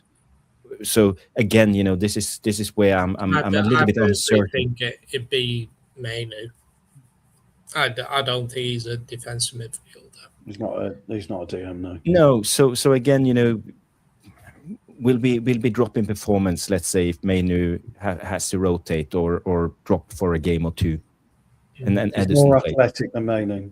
Yeah, but he's not a better player, but he's more athletic. But he's not a better player than Mainu, in my opinion. Yeah. He'll cover more ground. He'll cover way more ground definitely than Mainu. But how old is he anyway? I thought he was about 27, 28. Yeah. I'll be honest, surely. Let's do a quick breakdown on Ederson. I can just run quickly through it, and we can have a look. So 26. He's not the biggest guy. He's only 183 for a midfielder. He's right-footed. He's Brazilian, 26 years of age. Oh, what did I do now? His transfer value is 35.8 million euros. We are talking about in the Romano report saying 39 million pounds. His contract ends next summer. Primary position is defensive midfielder. His strengths: aerial duels, defensive contributions, shot attempts, and touches. And if you go to his season so far, 2 goals, 1 assist, 25 started games, 2,149 minutes played, and a cheeky 7.14 average rating so far in 29 matches. If you go to his FB refs, let's put it per 90. See a lot of greens. I want to look at his passing. I think that's his strength. Successful passes, 83.6 percentile. Accurate long balls, 89.5. So averaging 3.23 long balls per 90. So that's quite good. And I think we need something like that to maybe being a little bit of a deep lying midfielder, that can hit that through ball. Defensive work, duels won only 67.8%, 5.45 duels won per game. That's not very strong for a midfielder. Aerial duels only 0.92 per 90. He's quite good on the ball, only dispossessed less than 1 time per 90. And let's see, interceptions 73%. So he plays with his brain, so he knows how to read the game. That's good. And recoveries 5.37. So that's strong, interceptions and recoveries. And dribbled past 0.76. So one against one defender, I think he's quite good. So this is what I got from this. And we can also just take a quick look at his heat map. Ederson on the left and Kobe Mainu on the right. Yeah, he's way more athletic. Interestingly, though, guys, if you remember, it was reported in February that Atletico had agreed a deal to sign Ederson. Yes, but that deal is off because Atletico is going for Gomez. It's the latest report. Mm-hmm. There's a couple of things for me. He's been at Atalanta, 4 years now? Something like that, 5 years. He's in his 5th year, something like that. I don't know. I think with 2 years... He signed for Atalanta in 2022. Yeah, I think we're 2 years too late with him, really. Unfortunately, I think we're 2 years too late. Yeah, he plays exactly the same. He plays exactly the same position. 2 years ago, his price was like 80-90 million pounds. But he's not a DM. That tells you he's not a DM. No, by the looks of the heat map, he would be a Kobe Mainu rotational player. Yeah. There's no way he's a DM. You know, I mean, he does play certain elements of DM, but yeah, he's not a DM there. I don't know. Would you take him over Fernandes then? Not a chance. Not for me. No. Exactly. Not for me either. Yeah. But, you know, I would be very disappointed if we ended up in this window signing Baleba and Ederson, and that's that. You know, well, yes. Yeah, so would I. kind of an anti-climax after being linked to all of these other midfielders. And also another report that came out today was Man United will not pursue Elliot Anderson if there's a bidding war. So we are not willing to fight for him. We know that anyway. You come out with that. Yeah, the report was. I just read it on X. Let's see who's the source. There'll be no bidding war with Anderson. He's City. Would we not all be amazed if he's not in the blue of City next year? Yes. Oh, yes. He will be with a 60-point deduction. No, hope and pray. He's a very, very good player, but he's not 120 million worth, though. No, me and Jarvis spoke about that. We were talking about Sangara actually the other day, weren't we, Jarvis?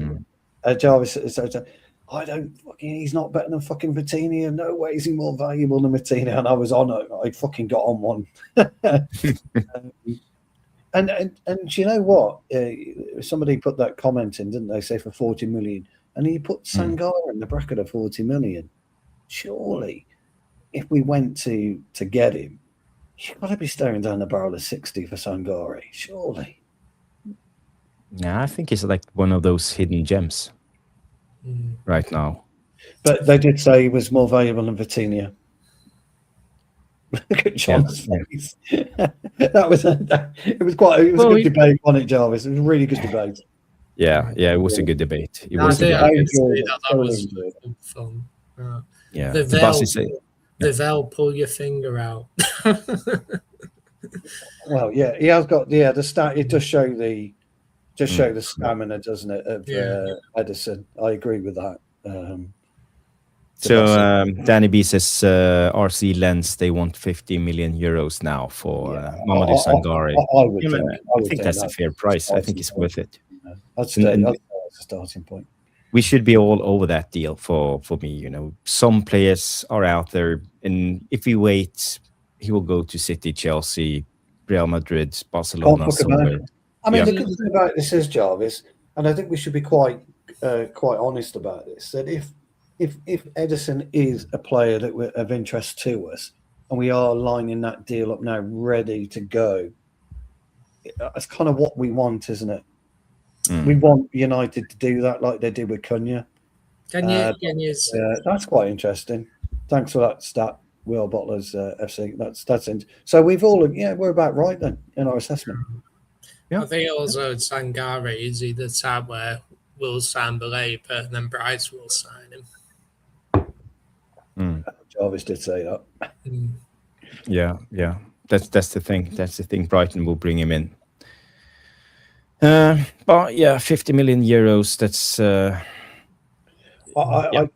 I think if somebody puts a bid in for Sangare, if he is where people think he is, then you'll get into a bit of a war with him. Yeah, somebody like Real Madrid might come in. Real Madrid have been, by the way, Barcelona are unsurprisingly Spanish champions. Apparently, Rashford scored a worldie of a free kick. It was a fantastic free kick. Yeah, apparently it was a brilliant free kick. But apparently Real Madrid were fucking abysmal. And rumour is that Mr. Mourinho himself could well be going back. How cool would that be? Yes. Listen, I Jarvis and Johnny, I heard this morning, that Bruno's got a 51 million buyout clause. Is that correct? For European clubs. Yes. Is that correct? I believe. Yeah, I heard that a few months back, though. That's the first I heard about it. I think because we got Champions League football, we'll probably stay though. But yeah, that has been a rumour. So that's problematic, because if they come in and they pay the buyout clause, that's problematic, isn't it? It has to be accepted, correct? if he wanting to go there, yeah. So it's ultimately down to Bruno. Ultimately, Yeah, but again, why has he insisted, or is his agent insisted on a buyout clause? There's more to it than just a 51 million. Did he sign the contract last summer or the summer before? So he wanted us to show ambition and everything. So it won't be done straight away, but this is why it's a big summer. We got to prove that we will sign, players that show ambition. If you've got a buyout clause and it's matched, we have to accept that deal. We have to, but Bruno don't have to. That's the thing. Yeah. And I believe Bruno will use this as leverage against the club, because he's looking for a new contract. He wants to bump up his wages. The rumour was he's taken Mateus Fernandes under his wing with Portugal. So he's one of them. This is why it's a big summer for us. Let's say if we were to sign Mateus Fernandes, Bruno might look around and think, oh, I like that kind of thing, I mean, it is almost holding the club to ransom, which is... Well, it is, because, and we were stupid enough to agree to it, and he wanted it in. So it's always dangerous ground to buy it. Plus, I was just not bringing it. No, 57, is it? I thought. I 51, 57. I'm not quite sure, but yeah. But I believe that Bruno did this because he weren't sure that Man United would, qualify for Champions League, and we all remember his outburst right before Christmas. He came out in a way, indirect at least, criticizing the club for the lack of ambitions, then that he was thinking of leaving. And I think Bruno... he was blaming the club last summer that it was Amrin who convinced him to stay, but the club didn't say you can go, but they did say that the bid never came to the club, but he was upset that the club didn't show more willingness to want to keep him, and it was Ruben Amorim who convinced him to, no, we need you to stay. But ultimately, it was Bruno's decision, and the hint I took from this is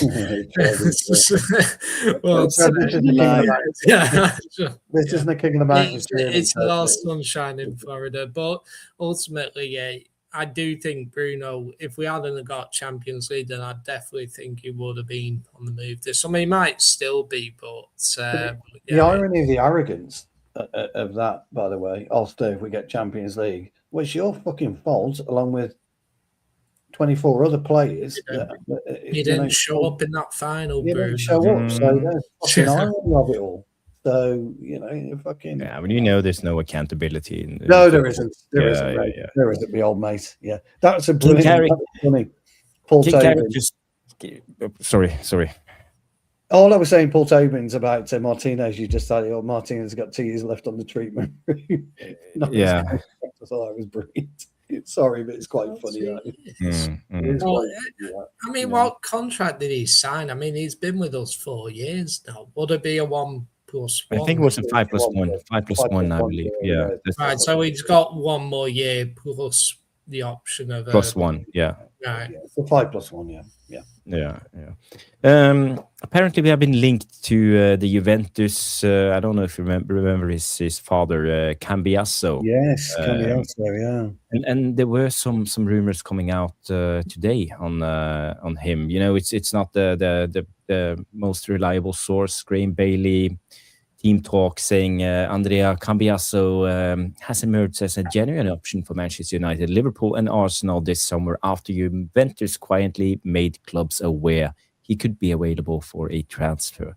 So this is Team Talk exclusively reveal. And by the way, when it comes to Cambiasso, he's one of the players I rate in Serie A. I think he's good, but it's not Man United level. That's just my personal opinion. I don't know if any of you have watched Juventus this season and Cambiaso.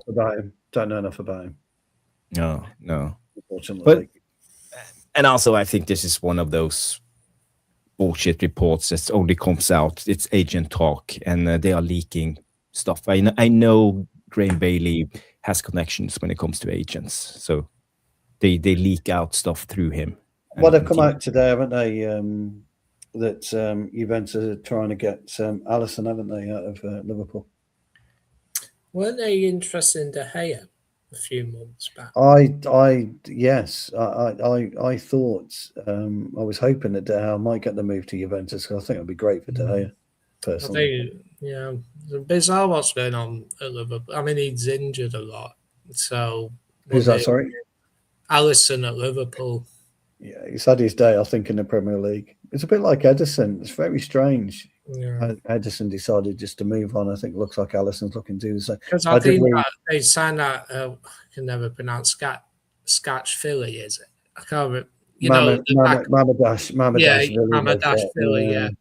I wonder if they signed him with the intention of replacing Alisson. So he's not in Alisson's fucking league, is he? No. I thought that Woodman was better than that Mamadashvili character. Did you see the goal Chelsea scored yesterday? What the fuck was he doing? Oh, real.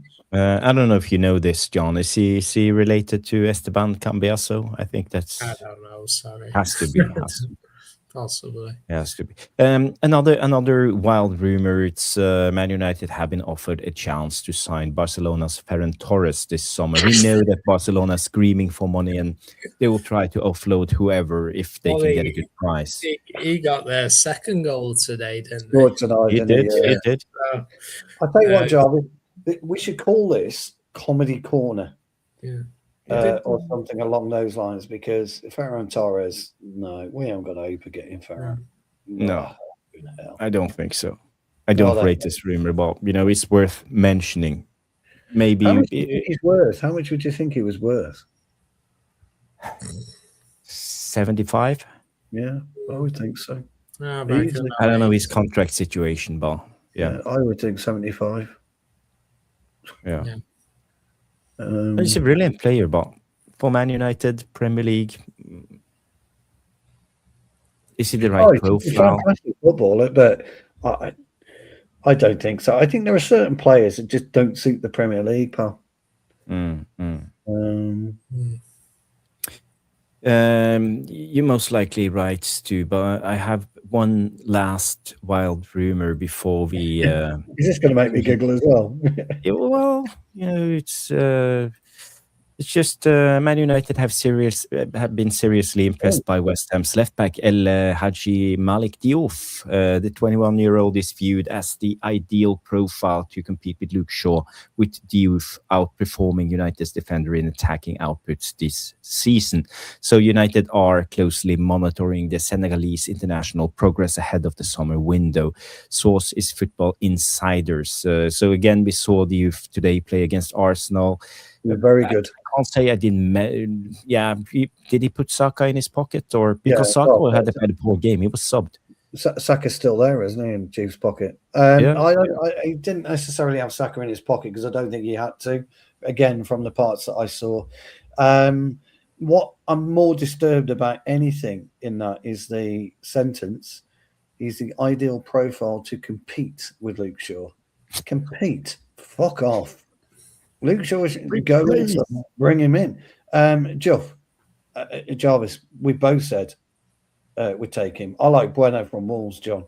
Just out of but I think Geoff at 21. I think this story. I think it's might have. I think to be interested. This might have some legs. This one. Yeah, I think it's a possibility. But I think he'll be of interest to a lot of teams. I do. I don't know what his contract states, because we know that Tottenham won't have a relegation clause in their contracts, but I don't know. It's not that long ago West Ham signed him, so I reckon he must have at least 3 years left on his contract. He might have a relegation clause in that, but there's no way near the Tottenham. There might be there was a rumour this week about Lewis Hall might not be as expensive as what some might be saying. But I'd say more signing, but I'd watch out for Liverpool and Lewis Hall. Yeah, definitely. Because Kirkes has been fucking. Funnily, me and Jarvis are raving about Kirkes for Bournemouth last season. He's been fucking dreadful this year for Liverpool. Yeah. Dreadful. Yeah. And I always say go local, don't I, Jarvis? And he's an absolute example. But that's a fear. That's a fear of signing players like the Bournemouth players right now, because they work really well in that Iraola system. That's maybe a little thing talking against signing a player like Alex Scott.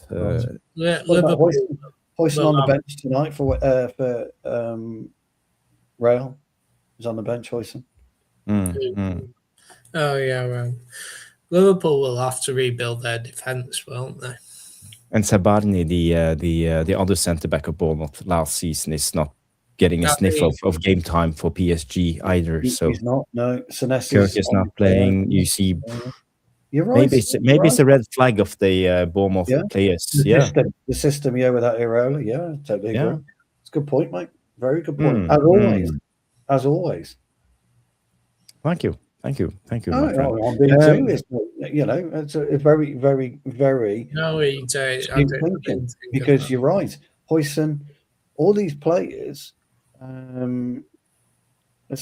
Who did they sell? They sold, and who else did they sell? They sold. Semenyo is not playing particularly well at this point in time for City. Had a great start, but he's dropped off a lot. Yeah, that's a good point too. So yeah. They sold, let's say, they sold Kirkes, they sold Ouattara. He's playing for is it Brentford? Ouattara. Dango. I'll tell you something. If they got rid of all their most of their defence, if they get in the Champions League. Oh, they're a good side, Brentford. That Keith Andrews, for me, has got to be up there for manager of the season. Keith Andrews and, got to be. Raiola. Got to be up there for manager of the season. I see Bruno's been getting a lot of stick at me for winning the Football Writers Player of the Year. Yeah. And also, Stu, I just want to mention Igor Thiago. He's only 2 goals behind Haaland this season. That's what I was saying. Yeah, this is what we're saying. 21 against 23 or something. So again, it's incredible. Yeah. He'd be ahead of him if he took his hat-trick at Old Trafford. No, he fucking did it again at City, didn't he? Thiago was terrible against City. Oh, gosh. But he would if he took his hat-trick. Me and Jarvis were laughing. We did the game. And Jarvis was just laughing because at one point he just went like that, didn't he? I'm fucking going home. Yeah, you like it must be like it's just not like.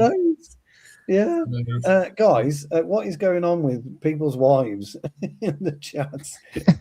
I would imagine it's a bit of fun. I'm guessing, but seriously, guys, come on. Oh dear. Vicky talked about this. Talked about this comment from Jared Bowen. So Jared Bowen on the disallowed goal said, "When you look at the screen for 5 minutes, you'll find something. I don't think it's the right decision. No, where's the consistency? As a fan, you don't want to celebrate a goal and then wait 8 minutes and it's taken off you." Well, he's right. It's a good comment. It's common sense. I quite like what he says is when you look at something for 5 minutes, you will find something, which is very true. I do like that. I don't want to know. You're right, Ken Carrick. I don't want to know. But he's right. What, 8 minutes? I think it was something like 8 minutes. Just, if you think you've got a lifeline, Jarvis, irrespective of whether we agree it was a foul, but if you think you've got a lifeline and you're waiting for 8 minutes for that lifeline to be confirmed or you drown, because that's ultimately what's happened. I think they could really, really, they could go down now, pal. Yeah. But anyway, what will happen to West Ham if they go down? They have a huge wage budget. They have a big stadium. I think they have a lot of profile players: Gerald Bowen, Fernandes, Diop. I think they should keep Nuno first and foremost. I would make that call immediately and keep Nuno. Because he's their best chance of getting up. I think Jared Bowen. Do you know the funny thing about Jared Bowen? I think he should move. I think he should have gone to a bigger club 2 years ago. But he is so West Ham, isn't he? And he's Danny Dyer's fucking. I mean, I'm not a Danny Dyer fan anyway, but they're all West Ham. But he came from somewhere like, I'm going to say Blackpool. I know it wasn't Blackpool. Was it Southampton? Jared Bowen from Hull. Was it Hull? Hull. I think it was Hull. Because wasn't it around that time where he was playing with Maguire and Robertson? Did he? Really? I think he was. Was it Hull? And they got relegated too. Yeah. Yeah. Johnny Cale, no. He's yeah. Oh, he was on loan. I think he was. the font of knowledge is Johnny Cale. I'm pretty sure it was Hull. I'm sure he was Hull. But anyway, I wonder, Jarvis. My point was going to be this. Yeah, it was Hull. Was he going to? So I've got a bit of football knowledge, ladies and gentlemen. Not much, but a little bit. Look at Jarvis going. You haven't got fucking anyway. No, you do. You do. My point being, is he too West Hamified now? Is he institutionalized to the irons to maybe not move and he will play in the Championship because that's where he wants to be? He is 29 now. Yeah, or would he not, for a couple of years, be perfect for, I hate to say this, by the way, everybody, but for the Scousers? I was about to say, I think he's... Would he not be perfect for them at the way that they play? He'd be fucking... I think he's a Jota, almost a Jota type signing. Because nobody saw Jota really fitting in and playing to the level that he did at Liverpool, did they? No. I always remembered Jota when they signed him for 40 million. Oh, yeah. And there was this, a lot of Liverpool fans were at the time were like, oh, are we spending 40 million on him? And they said, and there was this Liverpool report, I think it might have been the Liverpool Echo or something. And they wrote that I can understand why people question it, but believe me, give it 6 months and Josh will show his worth. And he did. Probably more. And he did. Yeah, probably more so. Definitely. So Stu, we have 4 questions lined up for you. So let's just end the show with I was about to talk a little bit about the Rasmus Højlund money that's coming in, but we can save that for tomorrow. We're on Jarvis Corner, aren't we? Tomorrow night, So tomorrow night. But we have 4 questions. We have 2 questions from Bilal, 1 from Paul, and BR Butlers. So let's do those then. Yeah, go through them. Okay, Johnny, you can start with this one. Now, we know Bilal's listening in the background, so big up Bilal. What's the best? Oh, I like this. What's the best stadium you've played at? Oh, stadium.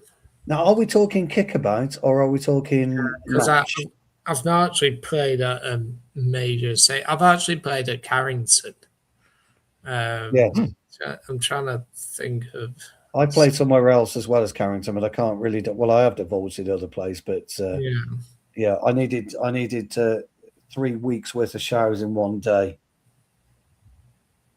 I'm trying to think the best stadium I played at.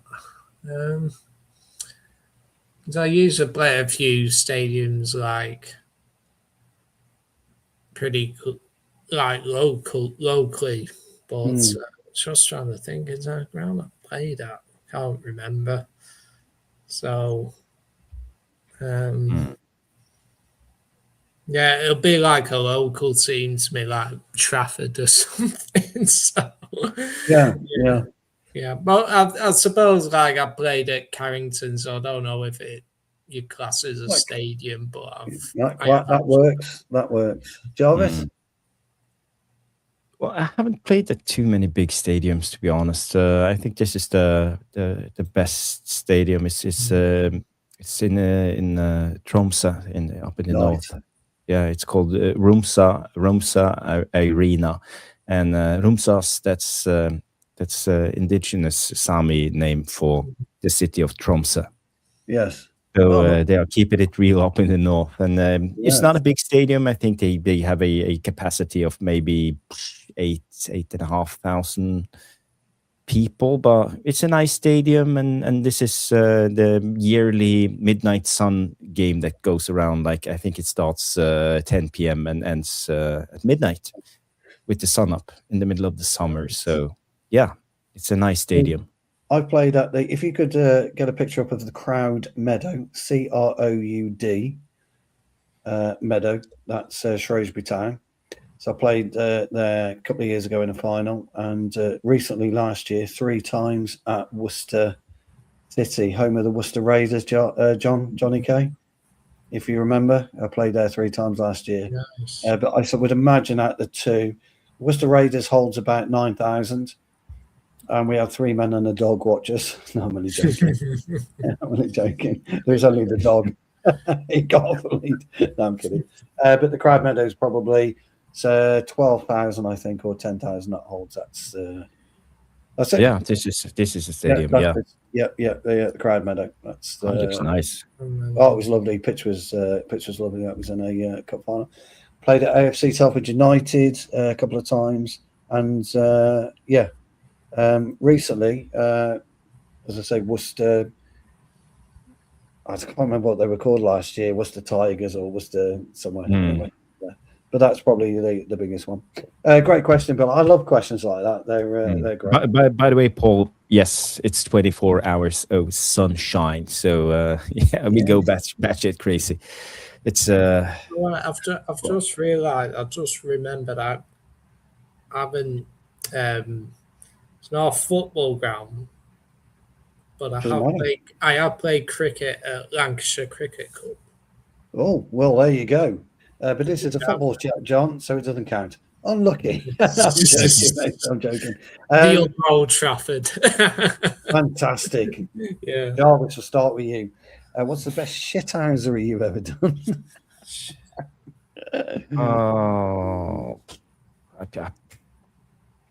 I don't know. I can't think of anything right now, just on the top of my head.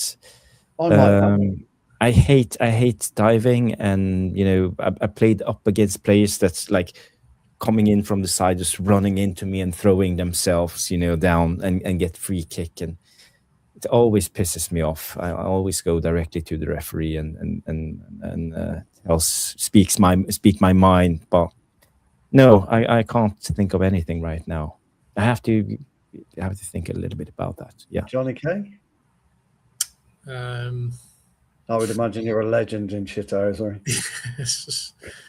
Trying to think. Oh gosh, worst one. Yeah, I think there was a time where I, being competitive, I was trying to get onto a through ball once, and the defender was chasing me, and I just banged in his groin or something, and I've sort of gone there. The ref didn't see it, but nice. That's good. No, that's apparently good. That's what Gary Neville used to. Like when he was up against a quick winger, he used to almost like punch his groin if he couldn't keep up with him. Yeah, no, it's true. That's what happens. Yeah. Nice. My favourite one, and I've got a few, but my favourite one is if I'm losing a foot race. I'll grab him, and we'll both go down together. So I'll make sure I fall down at the same time. And as I fall down, I use his body to elevate myself level to him. And I grab him here, right here, and I hold him outside of the ref so he can't move. So when he tries to get up, I've got him on the floor. He starts doing that like this. And I'm going, fucking, I let him go straight away. And I go, fucking hell, ref. Have you seen this? 9 out of 10 times I win the free kick, and really, I fouled it. It's my favorite thing to do. I love it. I try and do it at least once a game for my own amusement. I'll tell you, there was one that I'm not proud of it, but there was a game of football I was playing once. I must have been about 11 or something. And then there was this girl who was like 3 or 4 years older. And she was quite a big girl. She could play football, not just soccer around. So she was cleaning through, so I just stuck my leg out and she went flying. So might not have been the best thing to do. He knows about my Mancini celebrations, Trevor. You be careful with that, Johnny K. I love that question, by the way. I think it's a fucking brilliant. Have a think about your shithousery, Jarvis, and say tomorrow night. Because Bilal will watch tomorrow night. I always had a foul mouth on the pitch. So. Disgrace.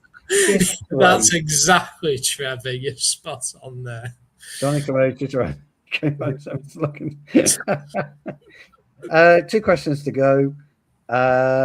Paul says, can this team push on with Fernandez in the team if he has to play?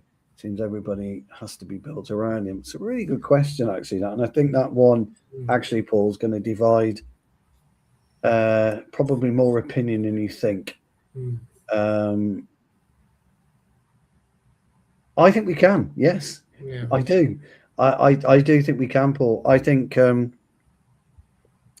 good as Bruno is, and as important he is to us, I think on occasions he's held us back in certain matches.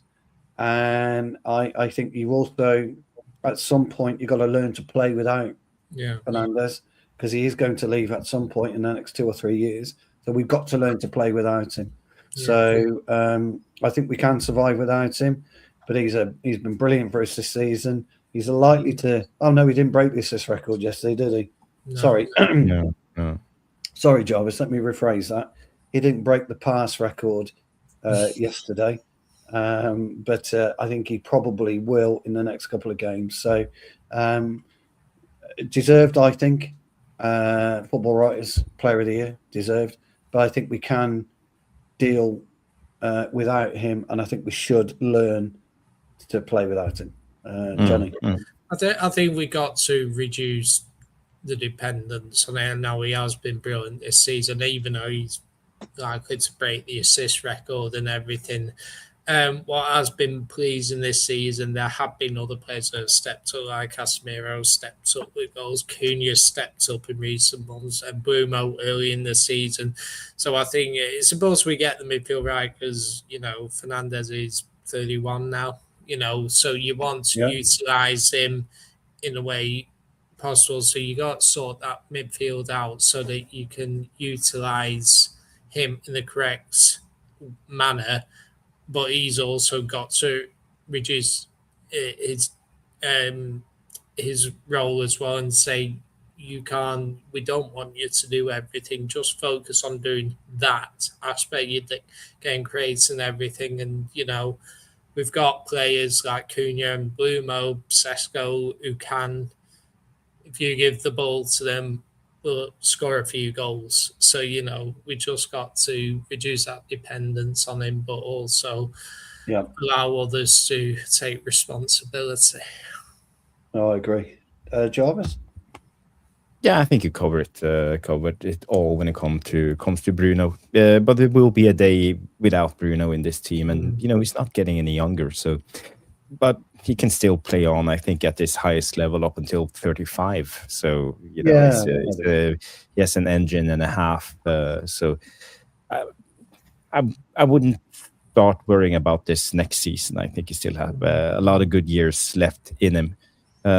But I think in our benefits, we could learn how to play without Bruno and also give Bruno a little bit of rest. I think we could see a better Bruno fully rested.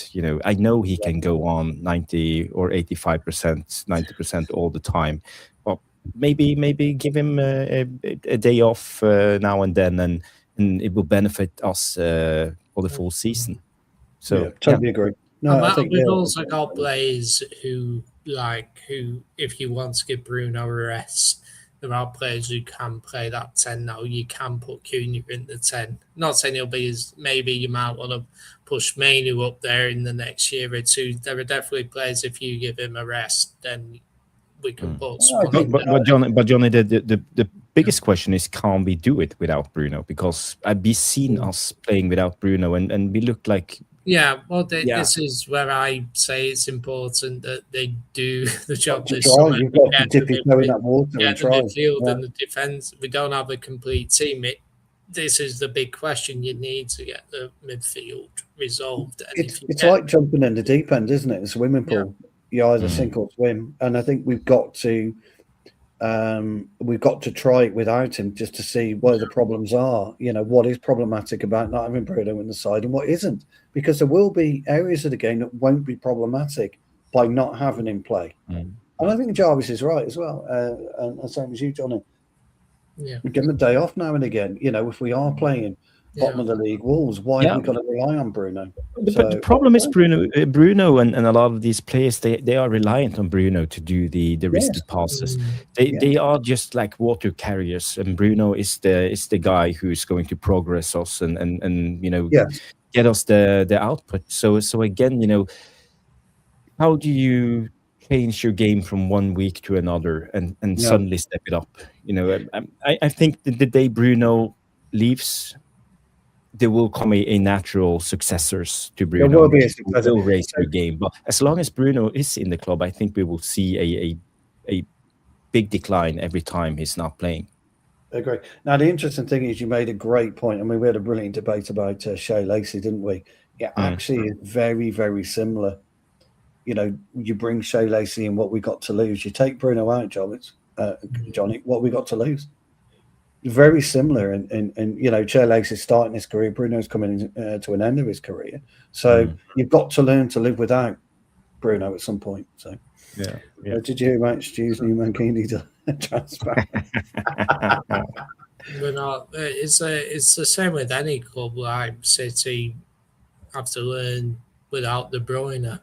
Liverpool will have to cope without Salah now. You know, it took us a long time to replace the great Schmeichel, didn't it?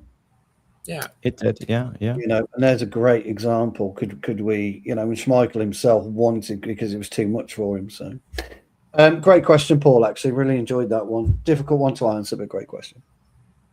Final questions from We Are Bottlers FC. Again, a really good question. It's going to divide opinion, this one as well. We are Bottlers FC. Can I ask, and Jarvis, you can kick off, do you guys want Carrick as permanent manager next season? Great question. I talked about this so many times, and for me, it's all about giving Carrick the right tools. He needs signings, for one. So Glinios or Glazers and Ineos have to back him. And I'm not talking about putting in 150 million and say that they backed Carrick this summer. We have to slap on 400 million on the table and say, here you go. We are going to sign players and strengthen the squad with quality.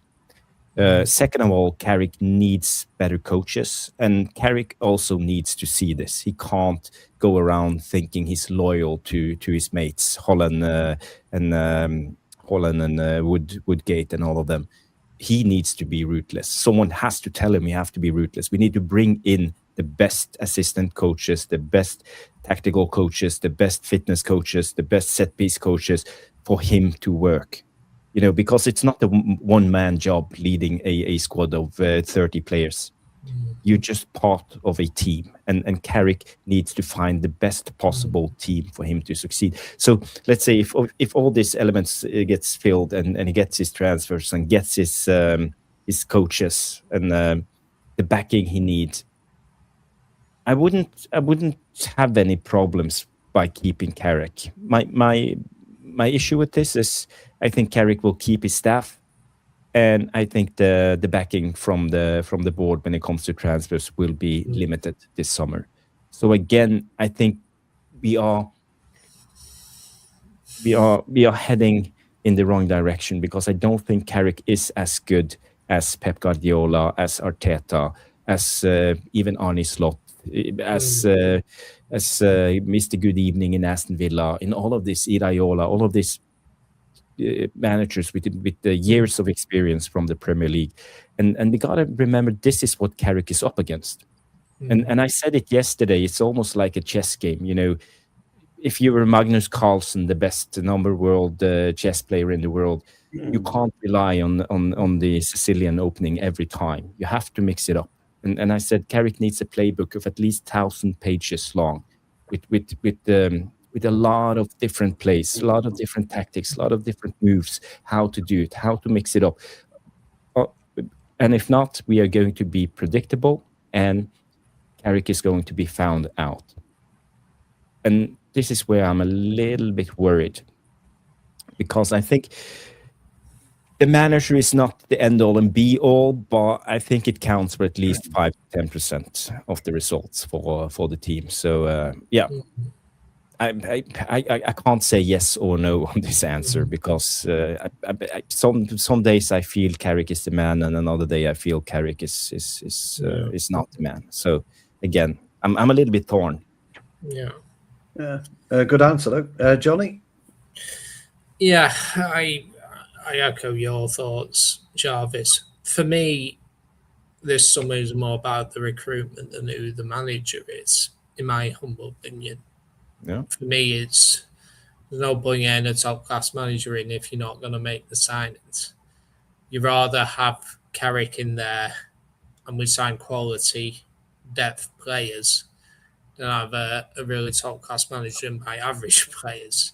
So for me, this is where I do think the club realise this is a big summer. And I think, speak of Wilcox, this is a massive summer for him. Not only does he have to get the manager right, he does also have to get the signings right, which will continue to progress for us. And, it's more than just who the manager is. For me, the element of what, in regards to who should be the permanent manager, for me, the question is who suits Manchester United best? Because sometimes having a best manager doesn't mean that you suit the club.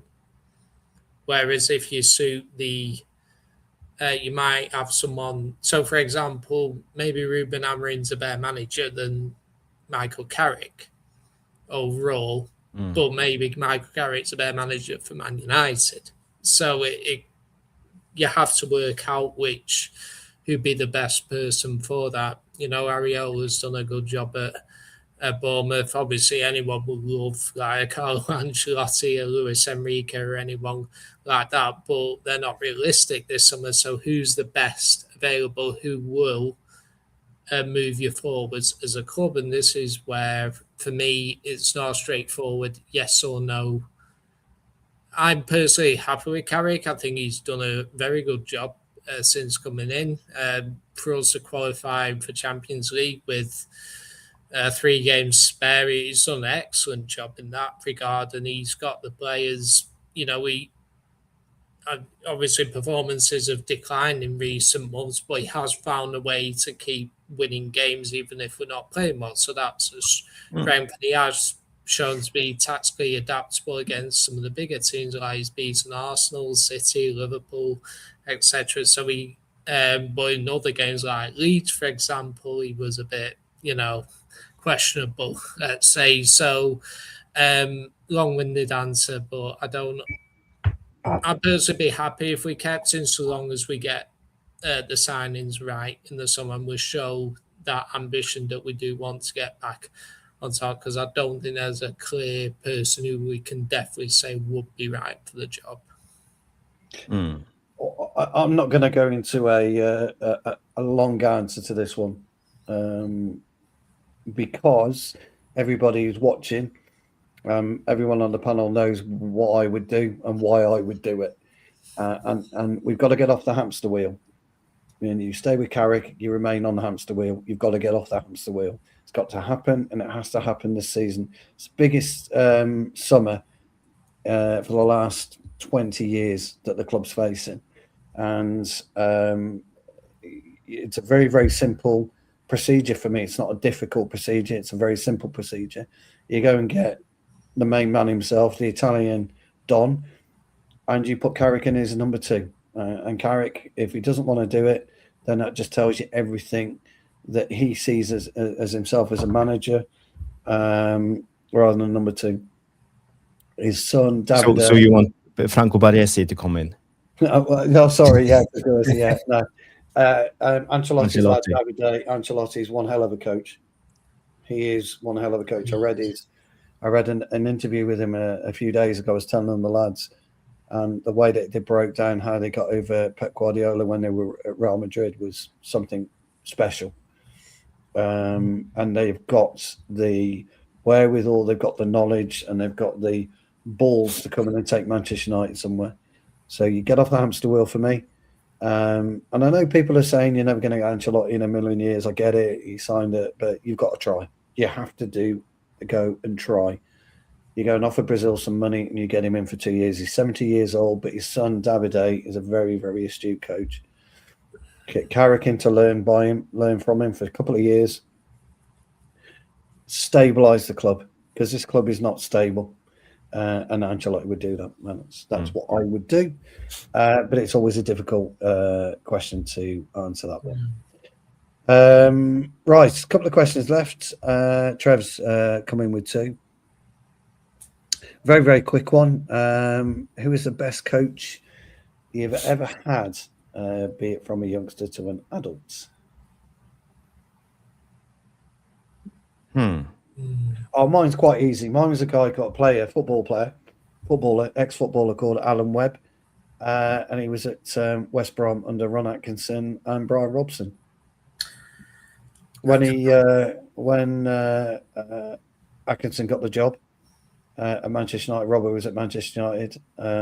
He was given the opportunity to go, but it fell through. So he ended up playing most of his career at Port Vale. His name's Alan Webb, but he was a brilliant, brilliant coach for me. So that's my coach. I used to. There's 2 that come to mind for me. Yeah, there was one where I can't remember his name, but when I was very young, like maybe 8, 9 years old, there was this coach who he must have been in his 40s, but he played professional football for Bolton. I can't remember his name though, but he was a very good coach at youth level, and you looked up to him because he played professional football and everything. And I remember another guy called Doug, who was an older gentleman, but I used to love playing in midfield. He used to coach the simple drills, like about turning and everything. He said that he used to joke that he'd teach Johan Cruyff how to do the Cruyff turn. Oh, fair enough. Well, in that case, he's going to be the best coach ever. Yeah, no, he was, but he showed us all the skills and everything, and he made us feel a part. But then he'll reward everyone at the end of the week. But I don't know what happened to him, but he was he was an excellent coach. Oh, brilliant! The guy, yeah, that's my claim to fame. The coach who teach Johan Cruyff the Cruyff. Johan Cruyff. Jarvis. Yeah,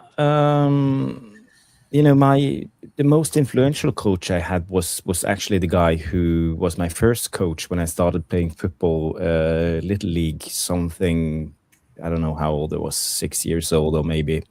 And he was like a father figure, following all of my friends through my childhood and youth, and he stopped when we were 16. So I had him as my coach for almost my entire young playing career, and he was such a good guy. His name was Alfie, a brilliant guy, always calm. He was the dad of one of my mates when we played at the time, and he was always calm. He was collected. He had I think what's the highest license you training coaches badge you can have? It's a UEFA Super license or something. He had something like UEFA B something. It was the highest ranked coach in the county. Nice. And he was the guy actually who called me Garincha back in the days. Oh, fuck yeah! And that's also because I used to at that time play as a left winger, cutting in and shooting with my right foot. Yeah, if you don't know who Garincha is, just Google it. But he was a very, very good guy, and he's still alive. So if you're watching Alfie, I really appreciated you as a coach, and not only footballing wise, but he also taught us all about life. And I think he had always this. He rotated. No, we had no stars in my team. Everybody was as valuable, and everybody kept on playing up until the age of 16 from 6. So we kept together for 10 years. A big gang of mates. So we had such a nice time, So Nice. big up to him. One of the best things Webby said to me, and I'll always remember this, and he said the best coach you'll ever have is yourself. And I remember looking at him and we were going, he says, because I can tell you and I can demonstrate and I can show you, but if you can't do it, then it doesn't really matter. So the only way you will get better is to coach yourself. So I will show you stuff, but you coach yourself to do it. And that was probably one of the best. And I've always remembered that. So when I go into coaching now, that's what I say to them. When they say, oh, can you demonstrate it? I'll demonstrate it once. And then I want you to learn and coach yourself to do this. So it's one of the best things. Good question, though, Trevor. It makes you think, and I like that. Final question. Bit of a difficult one to answer, I think, this one. If you had one and only decision to make regarding United as a club, what would that be? Sack Jason Wilcox. Yes, I second that. That's it. That's what I would do right now. Or just get rid of the Glazers. That would be the ultimate. If we could, I'd love to do that. Well, that's not a decision you can make. No, realistic. I would remove Wilcox. Probably one decision I would make. Oh gosh.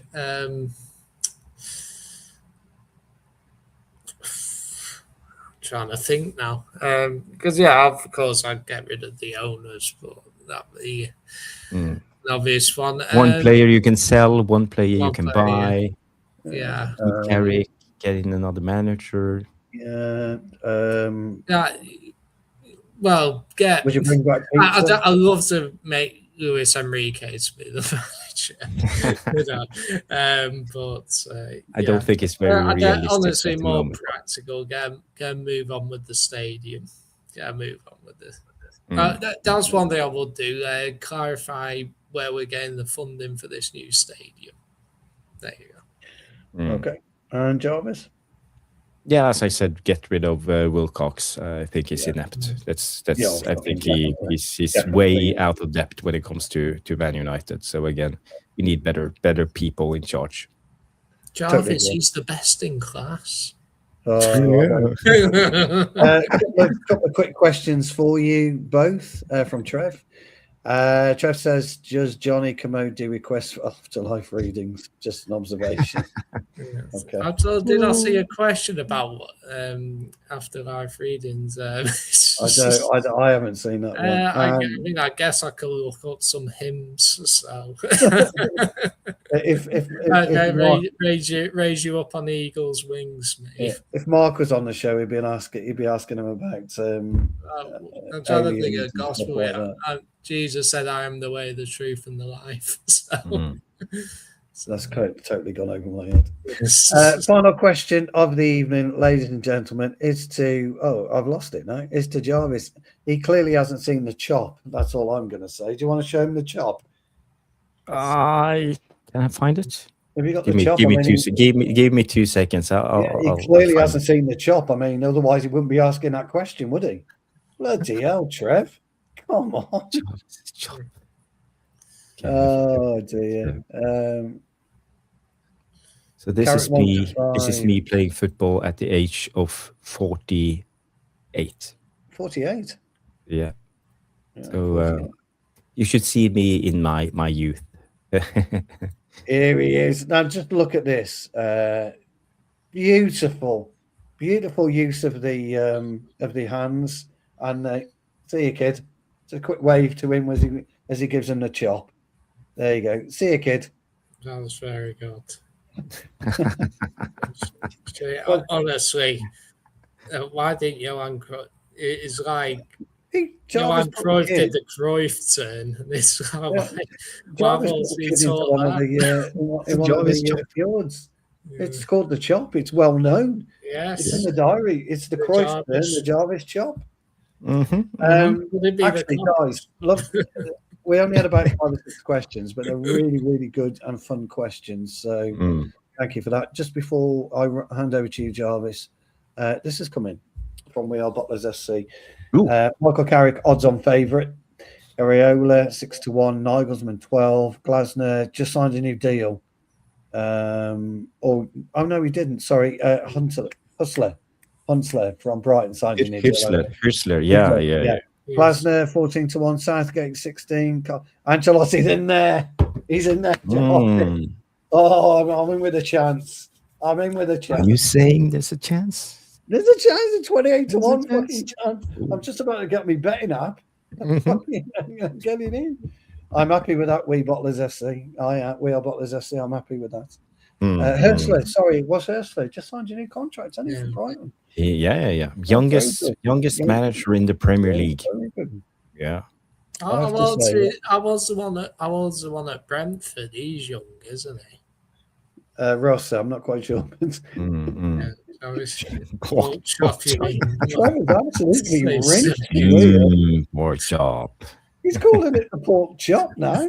Jarvis pork chop. Fucking hell, Trev, you're brave. Never mind power one chop. You have the Jarvis pork chop. You know what they say though? Anyone can be hard behind the keyboard.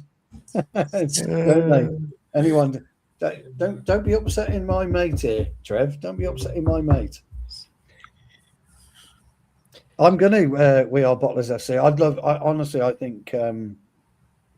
And Jarvis knows my reasons because I've explained it in quite depth, haven't I? That's my reasons for it. I think there's a better option out there. But anyway, I'm going to hand back over to my old mate. Honestly, guys, these questions were really, really good tonight. Tomorrow night, we are Bottlers FC. If you tune in tomorrow night, we do Jarvis's Corner. We have a much longer Q&A, so come in and get your questions in. Trev, get your questions in, some nice thoughtful ones. Same with you, Bilal. Everyone else, get your questions in for tomorrow. We love Jarvis Corner, don't we, pal? We do. It's the highlight of the week. Always. It starts Monday off. Everybody loves a Jarvis Corner. Yeah. Monday sucks, but because of Jarvis's Corner, it always ends well. We don't have Monday socks anymore. We have Jarvis Corner. Yes. Jarvis Corner. And now, and I'm going to get porkers in this week. I'm going to have pork chops this week, so I can honour my old mate. Yes. I'm going to have a pork chop to honour my old mate. Okay, guys, it's been a brilliant show. I want to thank Noradin for jumping on. I want to thank Johnny and Stu and all of you guys. Let's just read out the top. Have you got it up, pal? If not, I can get it up. The top contributors for tonight's show in the chat. I am Titanium, Stian United, King Carrick, Danny B, Irish Pit Terrier, Boxing Straight Talk, Das, VR Butlers coming in the 7th place. Big up, my man. Neil Driscoll, so glad to have you back, Neil.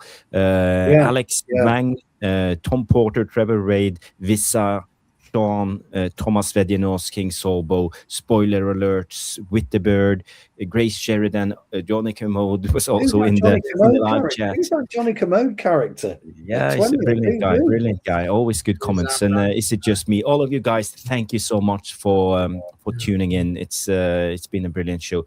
I will redirect you over to Nuradin's channel. So do me a favor, just go in the chat, say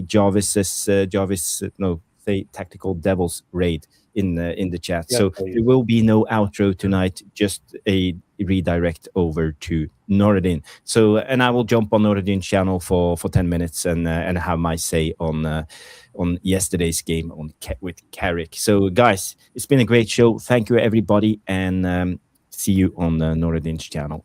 Have a good night. Hey guys, see you tomorrow.